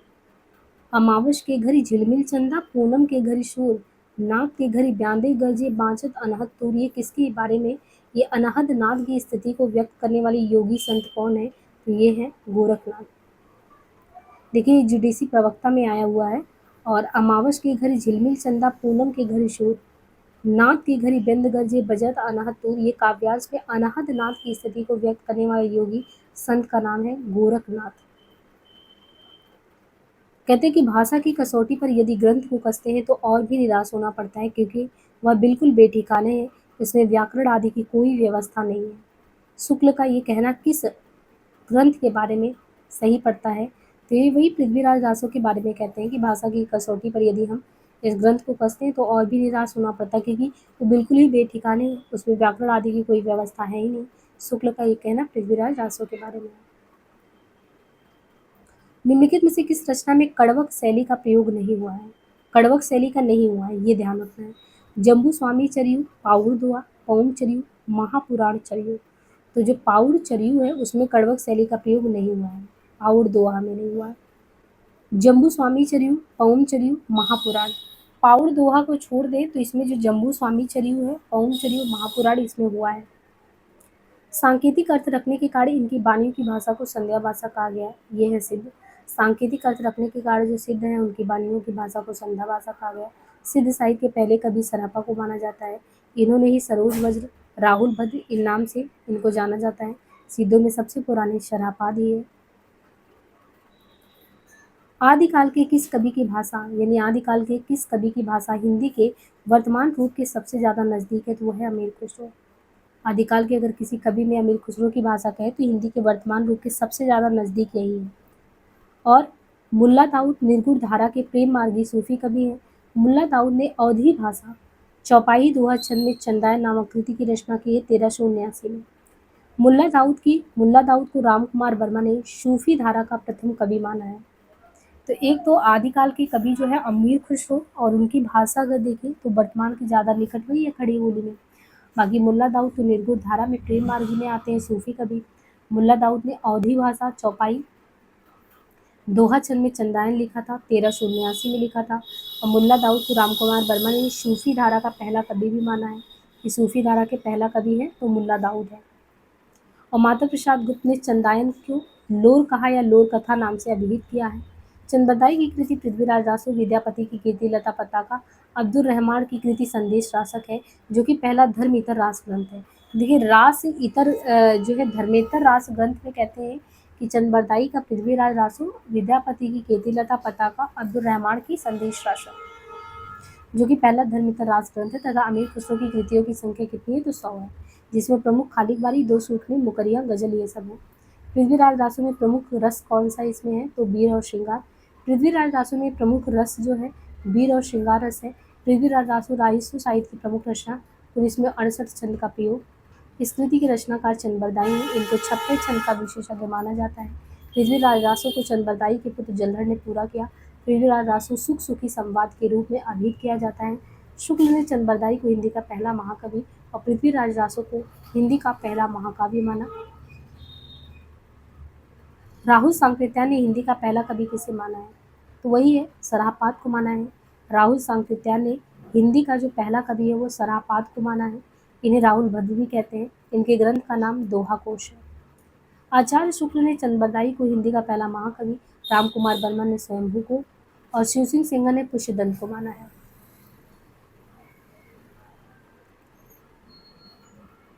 सिद्धों की वाणियों को हिंदी काव्य धारा के नाम से किसने संग्रहित किया है? सिद्धों की जो वाणी है उनको हिंदी काव्य धारा के नाम से किसने अभिहित किया है? तो महापंडित राहुल सांकृत्यायन ने। सिद्धों की वाणियों को हिंदी काव्य धारा के नाम से महापंडित राहुल सांकृत्यायन ने संग्रहित किया है। महामहोपाध्याय हरप्रसाद शास्त्री द्वारा संपादित बौद्ध गान और दोहा में सरापा और कृष्णाचार का दोहा संग्रहित है। दोहा कोश का जो संपादन है वो डॉक्टर प्रबोध चंद्र बागची ने किया। तो सिद्धों की वाणी को हिंदी काव्य धारा सांकृत्यायन ने संग्रहित किया, और महामहोपाध्याय हरप्रसाद शास्त्री द्वारा संपादित जो बौद्ध गान और दोहा में सरापा और कृष्णाचार का दोहा संग्रहित है। दोहा कोश का संपादन किसने किया? प्रबोध चंद्र बागची ने। और दोहा कोश में तिलोपा, सरहपा, कंडपा इनके दोहे। आदिकाल के कवि सरापात की काव्य परंपरा में विकसित नाथ पंथ के हटियों का पल्लवन आगे चलकर इनमें से किस कवि में देखने को मिलता है? तो कबीर में। बौद्ध धर्म के सिद्धांतों में देश की बदलती हुई परिस्थितियों ने जिन नवीन भावनाओं की सृष्टि की, उन्हीं के परिणाम स्वरूप सिद्ध साहित्य की रूपरेखा तैयार हुई। ये है कहना राम कुमार वर्मा का। यानी जो बौद्ध धर्म के सिद्धांत थे, जिनमें देश की बदलती हुई परिस्थिति ने जिन नवीन भावनाओं की सृष्टि की, उन्हीं के परिणाम स्वरूप तो सिद्ध साहित्य की रूपरेखा आई है। तो ये कहना है राम कुमार वर्मा का कि बौद्ध धर्म के सिद्धांतों ने देश की बदलती हुई परिस्थिति में जिन नवीन भावनाओं की सृष्टि की, उन्हीं के परिणाम स्वरूप सिद्ध साहित्य की रूपरेखा तैयार हुई। नागरिक पिछाड़ी सभा से प्रकाशित पृथ्वीराज रासो के संस्करण को प्रामाणिक मानने वाले विद्वान इनमें से कौन है? किसने इसमें माना कि हाँ वो प्रामाणिक है? तो कर्नल टाट के बारे में आपने देखा था। बाकी इन्होंने एक लिस्ट बना दिया है यहाँ पे, आप यहाँ से भी देख सकते हैं। सबसे पहले तो आप शुक्ल जी का देख लीजिए। शुक्ल जी तो पूरी ही तरीके से अप्रामाणिक कहते हैं। तो शुक्ल के अलावा श्यामल दास और गौरी चंद ओझा के बारे में बात किया था उनर ने, और देवी प्रसाद बुलर मुरारी दीन देवी प्रसाद। और प्रामाणिक में श्याम सुंदर दास, मिश्र बंधु, मोहनलाल पांड्या, कर्नल टाट, श्याम सुंदर, मिश्र बंधु, मोहनलाल। बाकी हजारी प्रसाद तो अर्ध प्रमाणिक मानते हैं, दशरथ ओझा भी, और सुनीति कुमार चटर्जी, मुनिजन विजय। भरतेश्वर बाहुबली रास इनमें से किस काव्यधारा का ग्रंथ है? तो भरतेश्वर बाहुबली रास जो है वो जैन साहित्य में आता है ना, जैन साहित्य काव्यधारा का ग्रंथ है। इसके लेखक कौन है? शालिभद्र शुरी ही है। गणपति चंद्र गुप्त ने शालिभद्र शुरी को जो है हिंदी का पहला कवि माना है। आचार्य शुक्ल ने रासो साहित्य का विवरण वीर गाथा काल के तहत दिया है। शुक्ल ने चंद्रवरदाई को हिंदी का पहला महाकवि माना है। हिंदी साहित्य के तहत सरहपा आते हैं। इनको राहुल सांकृत्यायन हिंदी का पहला कवि मानते हैं। सरहपा की रचना दोहा कोश नामक ग्रंथ है। गोरखनाथ का नाथ पंथ बौद्धों की वज्रयान से निकला हुआ है। निम्नलिखित में से कौन सी रचना शिलांकृत कृति है? तो इसमें है वही राउल बेल जो कि शिलांकृत कृति रचना है। इसकी रचना रोड़ा ने की है, रोड़ा कवि। और ये राउल बेल 10वीं से 11वीं सदी गद्य पद मिश्रित चंपू काव्य है। नक्सिक वर्णन की श्रृंगार परंपरा का आरंभ राउल बेल से मिलता है। वर्ण रत्नाकर मैथिली हिंदी में रचित ज्योतिरीश्वर ठाकुर की रचना है। ज्योतिरीश्वर की पहली रचना है। इसका ढांचा विश्वकोशात्मक है। उक्त व्यक्ति प्रकरण दामोदर शर्मा द्वारा रचित व्याकरण ग्रंथ है। वसंत विलास 84 दोहों में रचित श्रृंगारिक काव्य है। आदिकालीन साहित्य से संबंधित इनमें से कौन सा कथन सही नहीं है? दोहा आदिकालीन अभ्रंश साहित्य का प्रमुख छंद है। दोहा कोश और चर्या गीतों की भाषा शैली में कोई अंतर नहीं है। चर्या पद एक प्रकार के गीत होते हैं जो समानता अनुष्ठान के समय गाए जाते हैं। तो यहाँ पे हमें देखना है कि दोहा कोश और चर्या गीत, इनकी भाषा शैली में कोई अंतर नहीं है। यानी दोहा कोश और चर्या गीत, इनकी भाषा शैली में कोई अंतर नहीं है। आदिकालीन साहित्य से संबंधित ये कथन सही नहीं है। दोहा आदिकालीन अभ्रंश साहित्य का छंद है। दोहा क्या है? आदिकालीन जो अभ्रंश साहित्य उसका छंद है। चर्या पद एक प्रकार के गीत होते हैं जो समानता अनुष्ठान के समय गाए जाते हैं। आदिकालीन बौद्ध सिद्धों ने दोहा कोश के साथ साथ चर्या पद की रचना भी की। ये सभी आदिकालीन साहित्य संबंधी कथन सही है। यहाँ पे देखिए रचनाकार और रचना को सही से मिलाना है। तो जैसे यहाँ पे रचना दिया प्रबंध चिंतामणि, ये मेरुतम की रचना है। प्रबंध चिंतामणि मेरुतम। पाउड़ दोहा राम सिंह की। नेमिनाथ चरियु हरिभद्र सूरी की रचना है। भविष्यत कहा धनपाल का है। नेमिनाथ चौपाई विनय चंद्र सूरी का है। तो प्रबंध चिंतामणि मेरुतुम पाउड़ दोहा राम सिंह, नेमिनाथ चरियु हरिभद्र सूरी का है। भविष्यत कहा धनपाल का है। नेमिनाथ चौपाई विनय चंद्र सूरी का है। जसहर चरित्र के लेखक इनमें कौन थे? तो ये है पुष्पदंत। जसहर चरित्र के लेखक है पुष्पदंत। इनकी अन्य प्रमुख कृतियों में महापुराण रय कुमार चरियु है। यानी जसहर चरित्र तो पुष्पदंत ने लिखा ही है, और इनकी और रचनाओं में देखें तो महापुराण रय कुमार चरियु है। महापुराण में कुल 63 महापुरुषों के जीवन चरित्र का वर्णन है। पुष्पदंत को हिंदी का भवभूति कहा जाता है। लेखक में देखें तो जो स्वयंभू है वो पौम चरियु, धनपाल भविष्यत का, अब्दुल रहमान संदेश राज। दब सहाय पवाश या पायस नामक अपभ्रंश में लिखित ग्रंथ की रचना किसने की थी? तो ये किया था देवसेन ने।